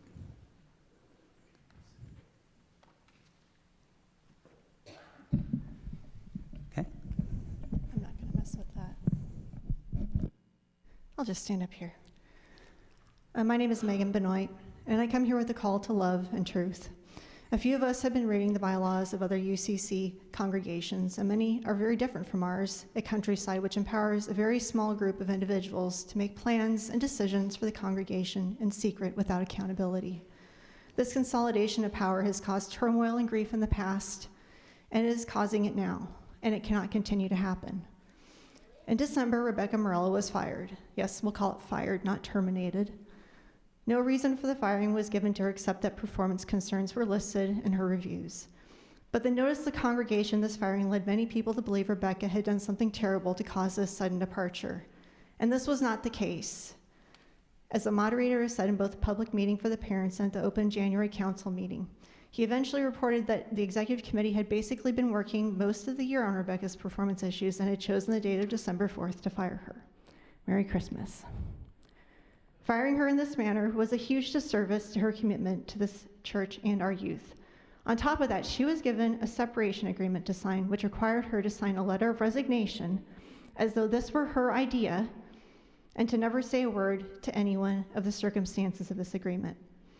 In exchange for her compliance, she would receive severance money. Rebecca refused to lie, and she rejected the agreement, and it can be read in full, among other documents, on a website that we encourage you all to review. Ask yourself, does it represent our church's values to ask a loyal, faithful staff member to effectively lie for money? Does our nominee for moderator continue to believe that this behavior is appropriate? Our youth program was totally upended with no satisfactory plan to carry forward for those who were involved, youth volunteers or families. Many people's relationship with this congregation has been grievously affected. Individuals, couples, and whole families have withdrawn their involvement in our fellowship. Council and board members have resigned. People have withdrawn their financial support. This was a preventable loss. Thank you, Megan. It's time. I would ask if we could, as our rules of discussion also, to alternate if there is, I'll call it an opposing point of a proponent for the slate, to please allow them to speak. So if you're speaking in support, go ahead, but if you... Not yet. Thanks, Mary. Are you speaking in support of the slate or in opposition of the slate? Leo's in opposition. I would Okay. be in support. Okay, so we'll alternate. Hi. Those who don't know me, Dan Wingert. I've been here a while. I grew up in this church, met my wife and was married with her here, as well as my son and daughter-in-law and recently passed mother. I mention this only so that you understand the importance that this church holds in my heart, and to know that my voice means absolutely no more than anyone else's in here. That's the beauty of the congregation. What I do know is I would consider Rebecca a friend. She did great things for this church. She was a stalwart and a rock at a time when we needed it. I don't know the circumstances of her departure. I do know that I utterly trust the leadership of this church to make difficult decisions, and it is not our business as a personnel matter that cuts both ways to understand the nuances back and forth. What I do know is that I've worked with Mary Meintz for decades. She is uniquely qualified in this role as a leader of a charitable organization, as a specialist in human resources, and most importantly, as one of the most empathetic people that I know. She would not be involved in difficult decisions without a full, thoughtful, and discerning review. She has earned my trust and respect, and I would submit to you all that she has earned yours as well. Thank you, Dan. My name is Leo Hardy, and I've been a member of this church for about a year now. And I want to start off by saying that I don't believe I'd be standing here in front of you all talking if it weren't for Rebecca. She has saved my life in more ways than one, and I really appreciate her for that. So I'll read now. The youth program was totally upended with no satisfactory plan to carry forward for those who were involved, youth, volunteers, or families. Many people's relationship with this congregation has been grievously affected. Individuals, couples, and whole families have withdrawn their involvement in our fellowship. Council and board members have resigned. People have withdrawn, including my family, their financial support. This was a preventable loss. But many of us hope to stay in this congregation and begin a healing process. Is Countryside a place where such a thing can happen? Does our nominee for moderator support reconciliation? We sincerely hope that reconciliation is possible, and if all the involved parties are willing to walk humbly. A proposal was presented to Council in January that outlines a governance transformation committee to begin work immediately to research changes to the current governance structure to make it more equitable and transparent and ensure this never happens again. Their work will hopefully be presented at the annual meeting for approval in 1 year. We hope you will read the full proposal and support it in this church council meetings. We hope the nominee for moderator supports this work. We invite and encourage you to learn more about what has happened. We're at time. Thank you, Leo. Are there any proponents for the slate that would like to say anything? Sharon? Oh, wait, sorry. Can't tell. Hi, I'm Jody Sanders. I've been a member of Countryside for about 15 years. And like Dan, I would completely agree that I would consider myself a friend of Rebecca Morello and support her efforts to become an ordained minister. That said, I'm also a lifelong Congregationalist, and I actually work for a city government. Those two things have taught me that we have, even in Congregationalism, we have a representative government. It's not a perfect democracy where one person, one vote for everything. We elect representatives to make tough choices. I was sitting on the council back a couple of years ago when we had the situation with the two interim ministers. And there were things that we could not tell the entire congregation. That's always a tough thing. But to call into question the idea of having a smaller number of people is to make sure that for both parties, both the church and the person that may be in conflict, that their privacy is respected. And if you have everybody knows everything that happened, you might be surprised if you were to learn the entire extent of the conversation back and forth. These things don't happen in a vacuum. Somebody is not fired just because somebody doesn't like them and boom, they're gone. There are steps that have to be followed, and our friend here has worked with us before, and he's not going to let us take a misstep in that regard. And with Mary's training, sorry, Time. she has the training necessary. Thank you. Okay. Is there an opponent to the slate? All right. Yeah, I'm Jeremy Wadhams. I'd like to speak in opposition to the complete slate, and I'm actually very grateful that we're exercising our paper ballots today. I think there's just a couple of sentences left in this. So concretely, what I want to say is I'm grateful to everybody who puts in their effort. I'm standing here in part because of the people who put in their effort, felt like their effort was stomped on, and resigned from these positions, and resigned from these boards, and resigned from this church. I hear what you just said about the council goes through difficult deliberation processes and not everybody can know about everything. On two separate occasions, council was deliberately cut out of this decision. So all of the people who suffered through this, through the Tracy and Anna debacle, thank you, Mads, I appreciate your support. Everybody who suffered through that and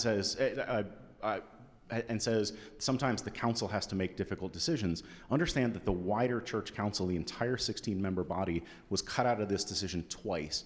Once they were not, three times by my count. Once they weren't consulted to make this decision. Twice they were actively stonewalled when they asked for this decision to be defended the next day. This decision was made the day before a council meeting, and council was told they were owed no explanation the next day. And the third time was when Rebecca said, I believe the severance agreement that I was offered is incompatible with my morals, and I would like the help of the wider church council to negotiate a second agreement. And executive council took it back into a private room and proposed a second agreement that Rebecca also couldn't get on board with. If you've seen the people around with the little blue cards, all of this paperwork back and forth, Rebecca wants to be an open book about this to get us to a place of justice. So we're not doing this to protect Rebecca's privacy. We invite and encourage you to learn more about what has happened. Love does not delight in evil, but rejoices with the truth. This is not about division. It is about shining a light on our process and ensuring that harm like this does not happen again. Thank you, Jeremy. Is there any other discussion, starting with the proponent? It would be a proponent. Todd, are you, Sharon, you want to go? Go ahead. So I want to say, first of all, I know there's a lot of hurt and pain. And we all loved Rebecca and love Rebecca. And I appreciate the passion, but I love what you said. I love what you said about healing and reconciliation and moving forward. And that is the focus I would love for all of us to have. And I do know Mary Mintz. I've worked with her for years with the racial justice, and I know she's open to that. She's about reconciliation, I can assure you of that. And so I really hope that we can continue to have dialogue, but under this slate, we will continue to have dialogue. I know we will. Okay. Thank you, Sharon. Yeah, go Is ahead. there anybody else? Because I can't speak twice unless everybody else has had a chance to speak. We can alternate if you want to speak. Okay, if you're okay there's with no that. other opponents to this slate? I wanted to say just one last thing here. Before you do, Megan, just to make sure, are there any other opponents? Yeah, I just want to make sure there's anybody else. It's okay. It's okay. So, as Dr. Martin Luther King Jr. said, truth, peace is not merely the absence of tension, it is the presence of justice. And that is what we want. We want justice. We don't want to know that people that work for this church are being asked to sign a severance agreement that asks them to lie.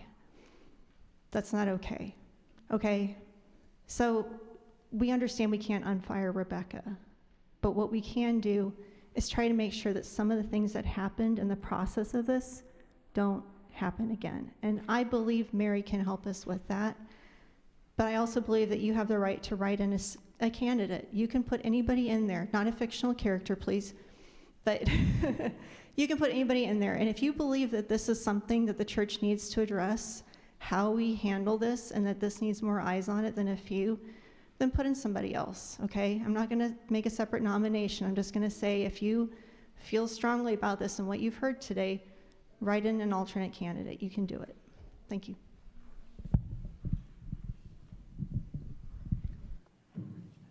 Okay. For a proponent for the slate. Yep.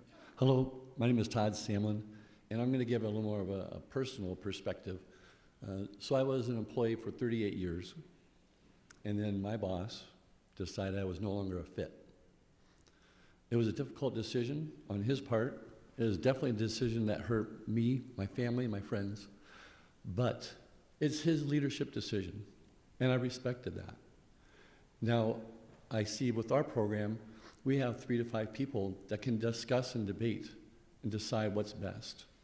And so it's not just a vacuum of one person, but I think our leadership is solid, and they're doing a great job of deciding what's best. December does suck, I would agree, but they had a time when they followed, I believe. And so I think they did a great job in deciding the process and the outcome. Thank you, Todd. Is there any other discussion? Is there any more discussion? Yeah, okay. Thank you. Well, my better half and I are new members of this congregation. We looked a long time before we decided to be here. We kind of were leaning towards another church, but we certainly like this one. And I've been in about 3 or 4 churches, and I ended up sitting up where you guys do. No more. I'm just gonna be a member out here. You know, I got my little cart, I'm gonna push it around. And it started out with 1 or 2 unhappy. Let's work together. This don't work against. That's all I've got to say. Thank you, young man. Thank you.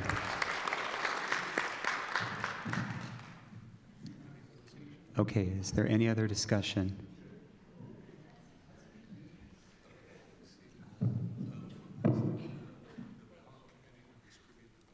Yep, then seeing.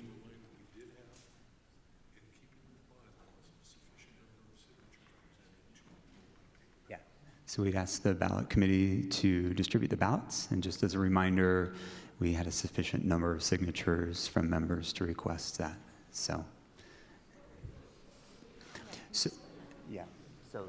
So the vote will be to approve the slate that's put forward by council. Nominations.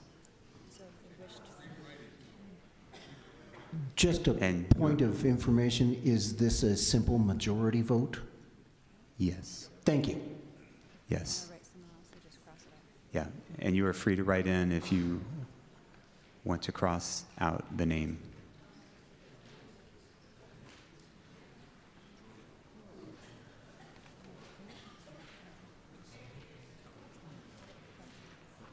I have a point of information. If someone were to vote no, are they saying no to the entire slate? Yes. So that wipes out everything that's on the screen. That's correct. Thank you.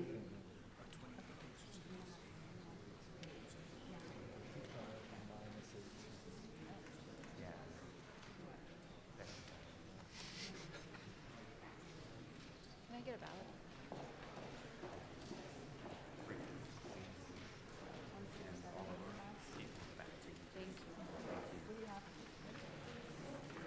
Point of information, can you please clarify the bylaws regarding voting for a full slate versus voting for individuals?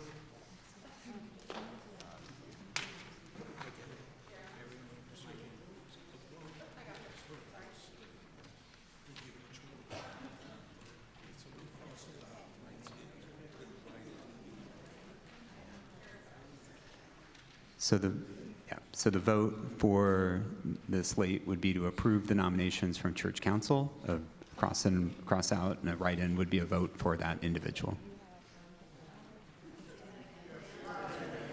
So,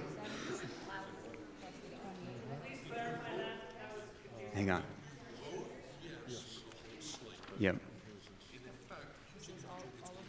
Yeah, so if you vote yes for the slate, then in effect, each individual gets one vote.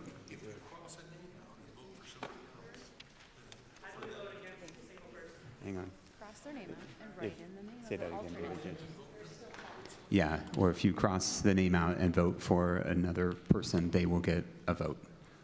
And it, If you cross out that person's name and put in another person next to their name? Is that how you do it? yes. Have your pen. So, if you want to vote for someone else, cross out their name. For those of you who there's a person or persons on this slate that you do not want, if you cross that person's name out and write the person in next to that name, then you are deleting just that person, not the whole slate. Is that correct? Yes. Oh, somebody just asked, what does it take to approve that person? It would probably, how many votes would it be for that person? I mean, come on. According to the bylaws, you would have to have a majority. Okay, so that person would just be one person on the slate and then the whole slate. Okay, gotcha. Did you guys get that? So we have 165. No, don't sign. No, do not sign.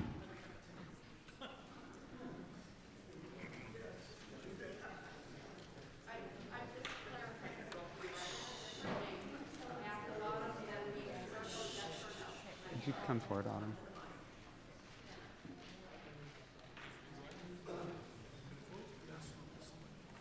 Okay, just for clarification, so if we are crossing out any name and writing a new name, at the bottom, we do or do not circle yes or no, where, it's still, it doesn't make sense. You'll still circle yes or no. Okay. So by crossing a name out, that is not a no. Yeah.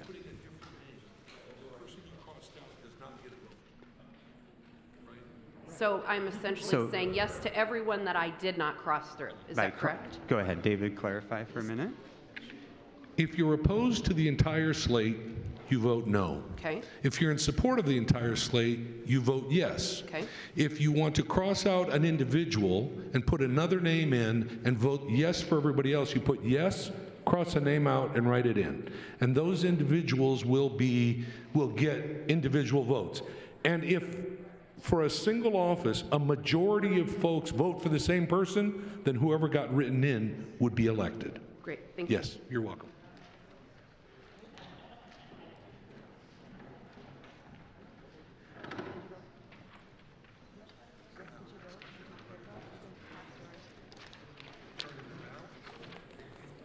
Would ask everybody to turn in their ballots.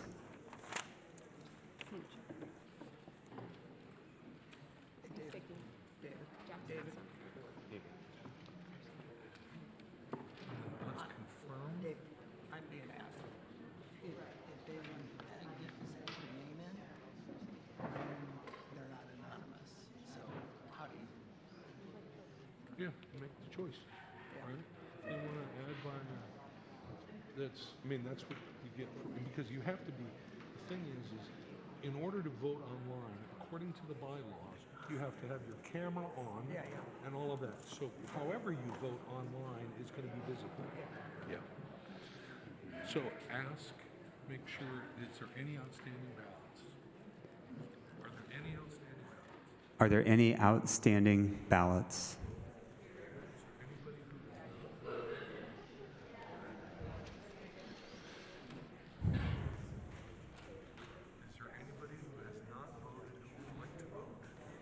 Is there anybody who has not voted who would like to vote?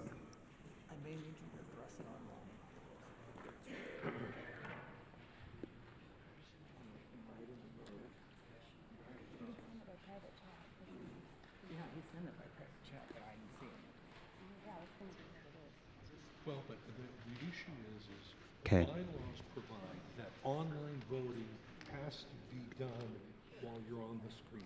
Yeah. So the bylaws require, for instance, in order to. I don't know who's voting. Yeah. Yeah, well. Can you address this question? For the folks that are online? Yeah. If you. Okay. But there's a private chat? Yeah. Do they have the ability? Yeah. Yeah, so I will say, let me address that. They can private chat. Who are they going to private chat with? Me. Okay. That will work. That's Okay. fine. Yeah, And then they but can then remove- you're going to know, right? Well, somebody's going to end up having to know online. So, once again, to be transparent, we have a question that's been raised from online voters about the anonymity of the online voting and the ability to write in. The online voters can submit via private chat, but somebody will know what the vote is, because voting under the bylaws is permitted online, provided the member's camera is on, they are visible to the meeting administrator, and their name is displayed on the screen. So by definition, if they're going to write something in, they can only do so, and it won't be anonymous to the administrator. I'll be the only one to see it. The administrator will be the only one to see it, but it is not anonymous if you're voting online. We don't have that technology to do that, nor do the bylaws permit it.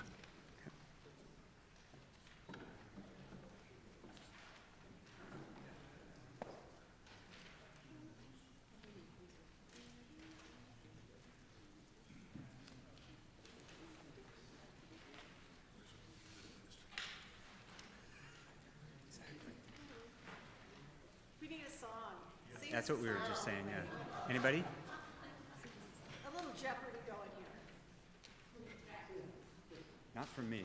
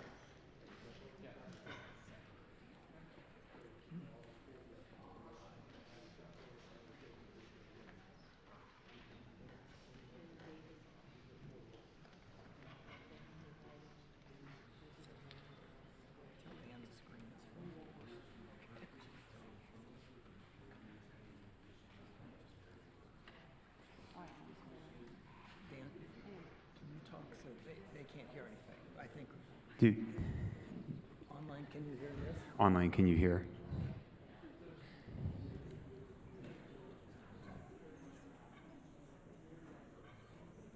Yes, they can. Okay.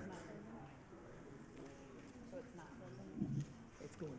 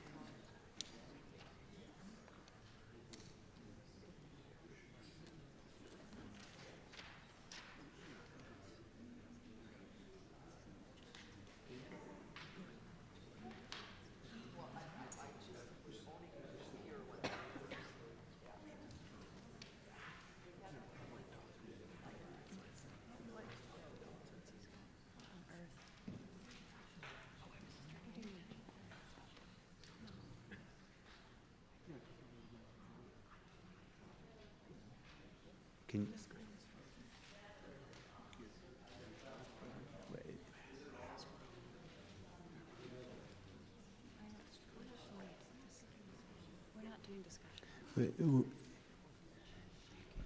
I believe it's on now. okay.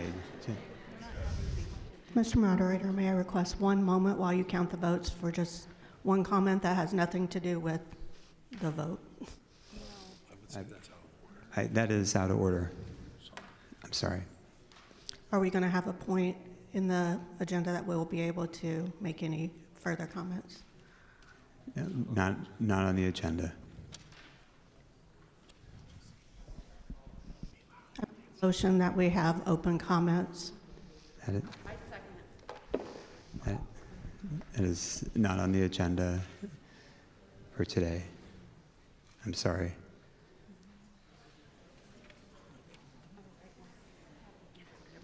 Point of information.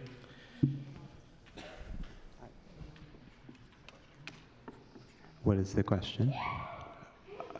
Is there some reason that we as a body do not handle new business in a normal meeting? It's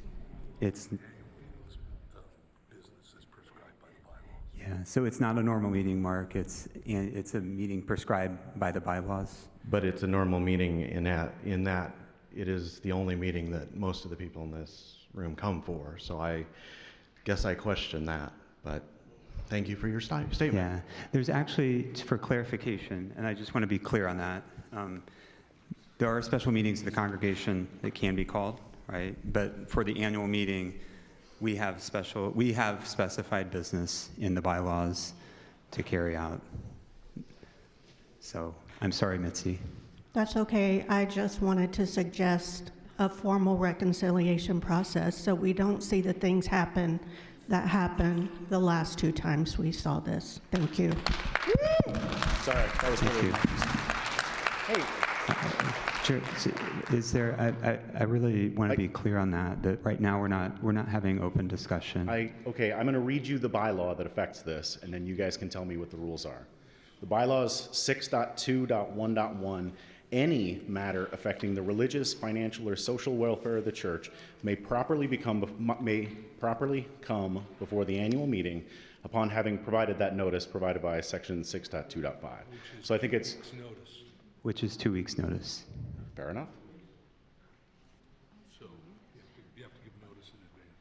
Has the total number of people registered changed since the first we started? Has the total number changed? It is 165. 165. Okay. Including online? Yes. That includes the online. Yes. Okay.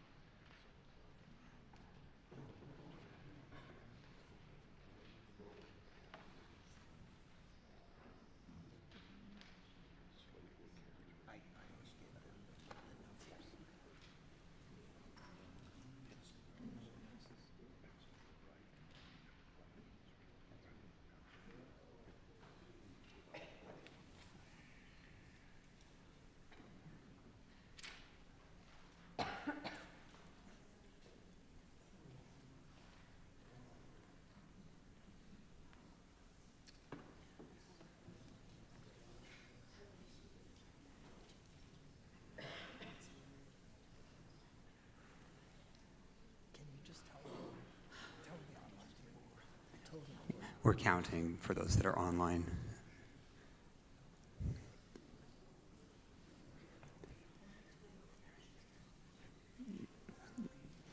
If you have a question too online, just chat Rick. So.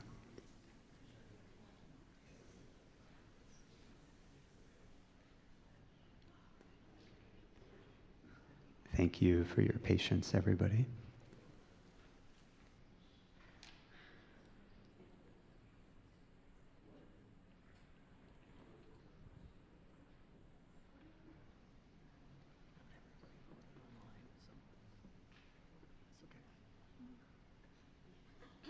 Did they get that?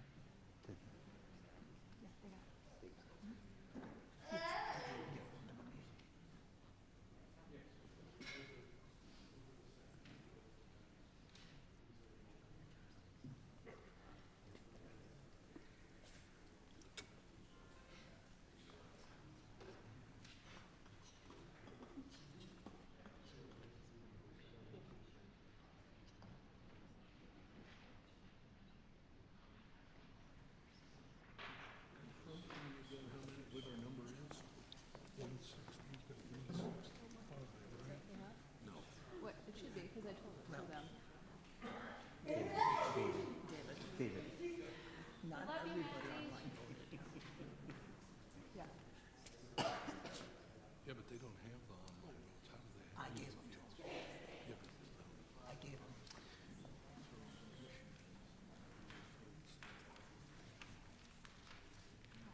That's what we're trying to figure out.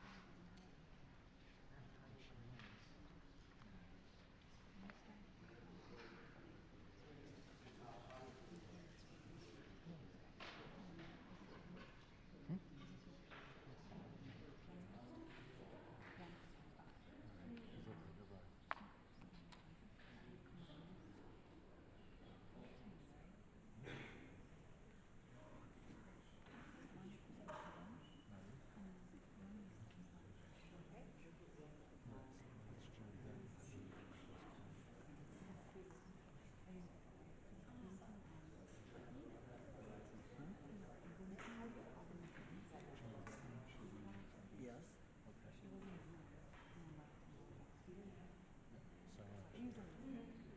Yeah, but she's kind of.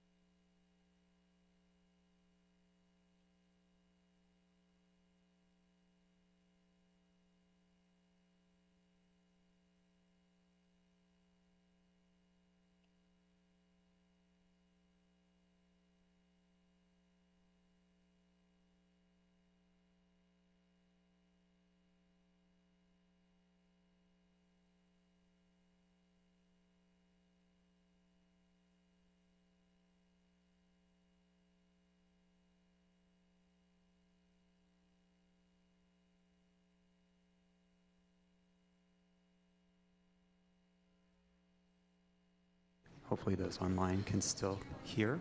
We're still doing the count. I just said thanks for Yeah, thank you. Thank you for your patience, and those here, thank you.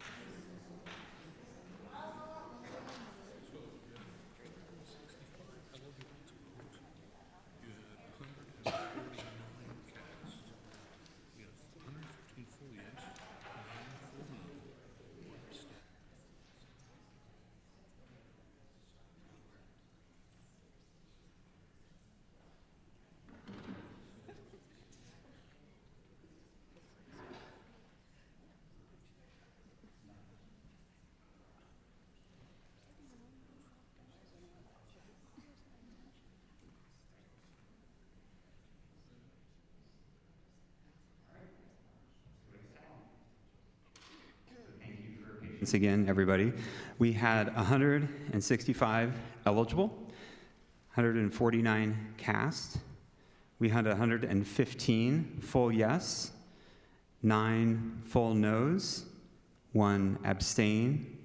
We had 17 write-in for moderator and 7 multiple write-ins. So the ballot carries.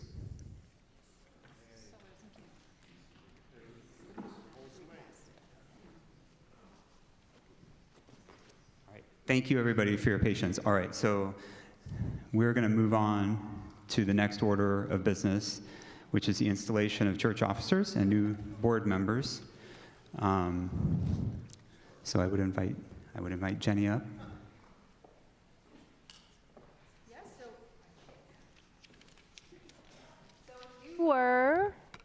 so if you were just elected, I always raise my voice and then the microphone. If you were just elected a new officer or a member of a board, then you will be installed. So Dan and I will install you into your position, and the church will surround you with our lovely affirmation and the Spirit of God flowing through us.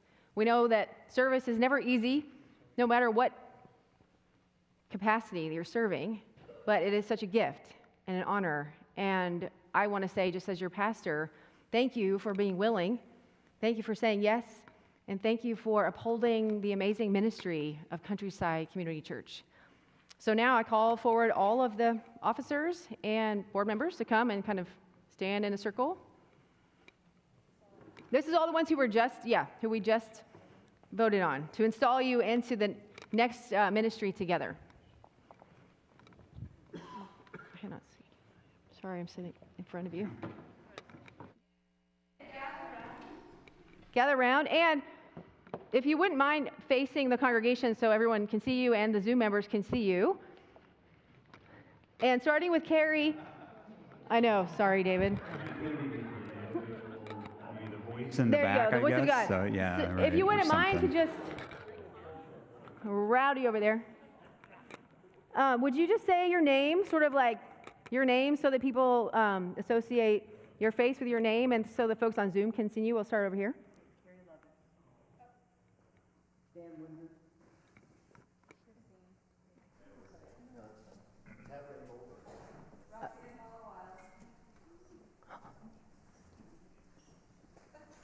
Okay.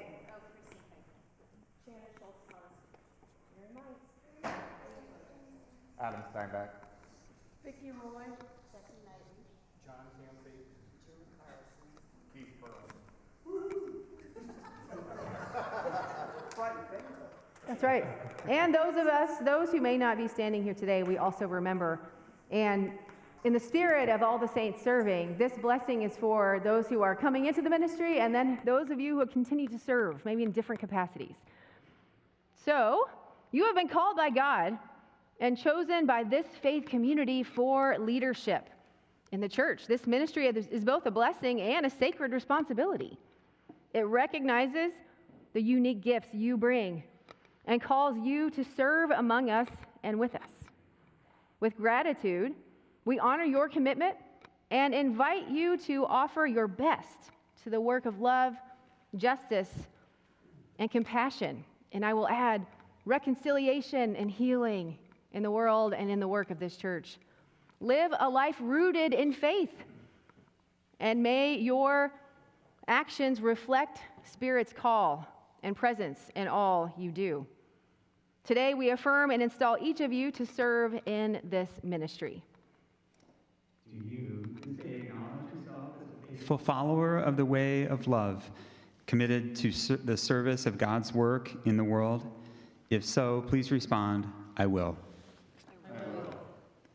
Will you be a model of love, justice, and peace, empowering this community to live out its call with grace and courage? If so, please respond, I will. Will you dedicate yourself wholeheartedly to the work entrusted to you, embracing this role with the faithfulness and care? If so, please respond, I will.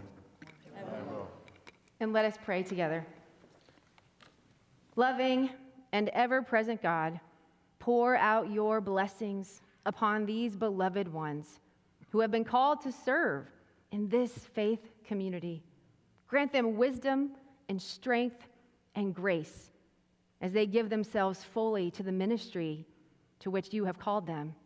Keep before them the example of those who have served with humility and love, that they may lead with compassion, courage, and integrity.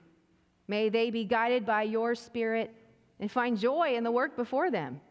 Strengthen them in moments of challenge and renew them with the assurance that their faithfulness helps bring your vision of justice and peace into the world. We ask this in the name of all that is holy and good, in the name of the one who taught us.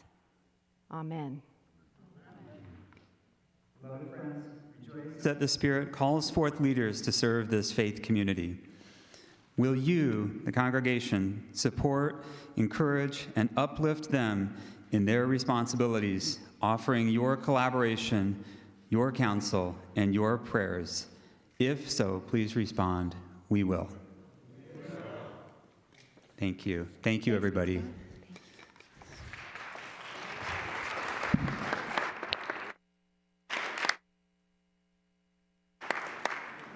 Okay, so it's time to pass the gavel.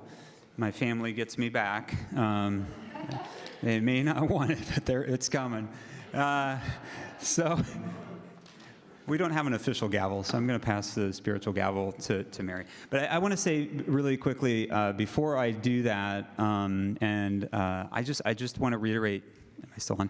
I want to reiterate a few things that I said about Mary to the congregation. And Mary specifically to you.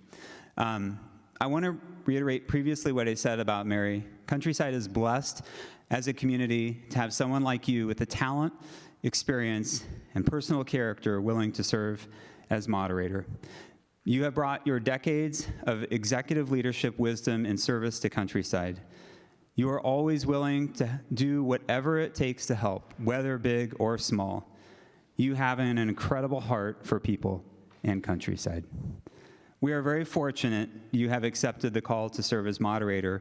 Your leadership gifts and heart are a genuine blessing to us. It is my honor and privilege to transfer the stewardship of Countryside moderator to you. Congratulations. With your leadership, I am excited to see what this next year holds for our community.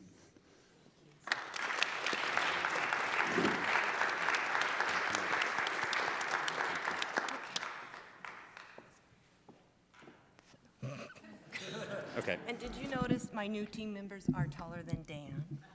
So They are. I'm going to be the shortest one. Thank you, Dan, and thank you, everyone. I appreciate your support. I do believe in reconciliation, and we will figure this out and move forward together. And I appreciate your support so much.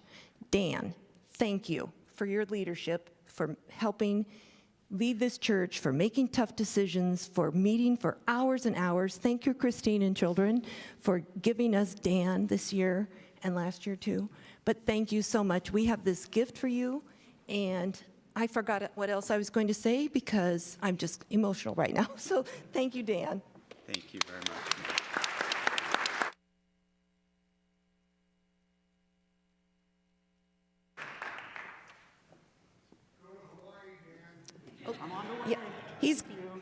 Ed's led the way, and now Dan's going to follow. So, is it next? Benediction? Benediction and adjournment.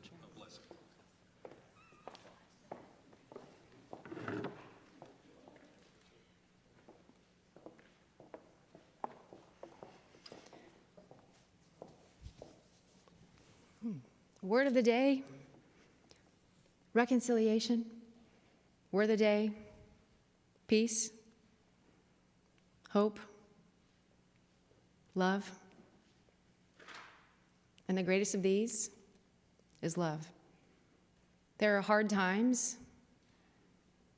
Life is full of hard things.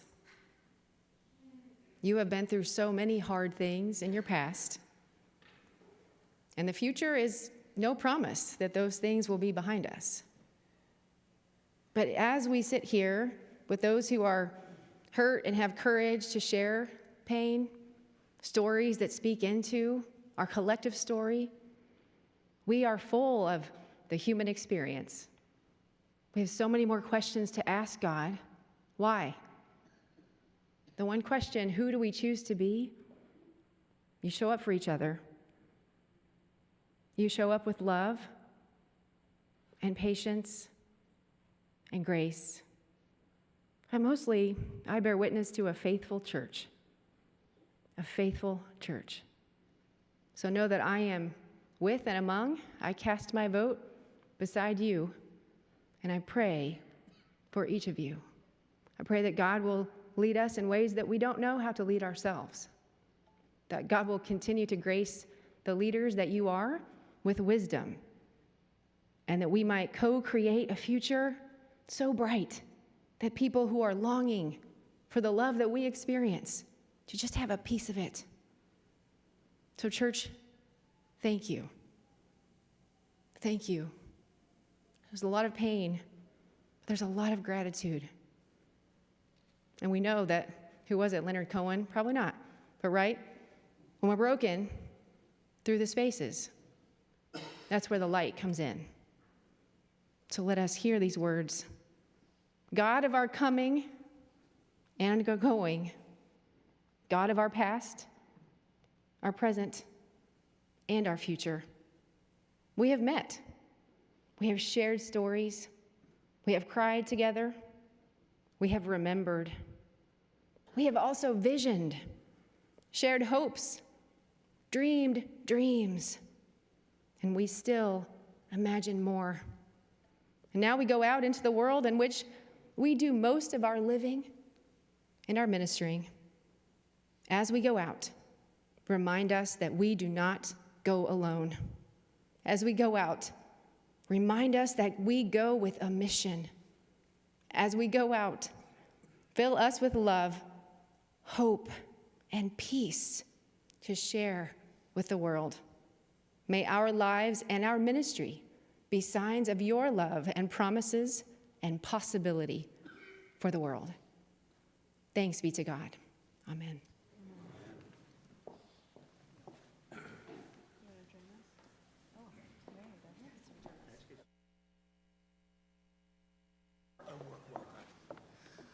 Okay, I'd like to thank everyone for the work that they've done today. Thank you for the assistance. Thank you for all the outgoing board members, committee members, task force members, chairs. Thank you so much for everything, and you are now adjourned. Go watch the Huskers win basketball and the Super Bowl. We're adjourned. Okay, the Huskers aren't going to win the Super Bowl.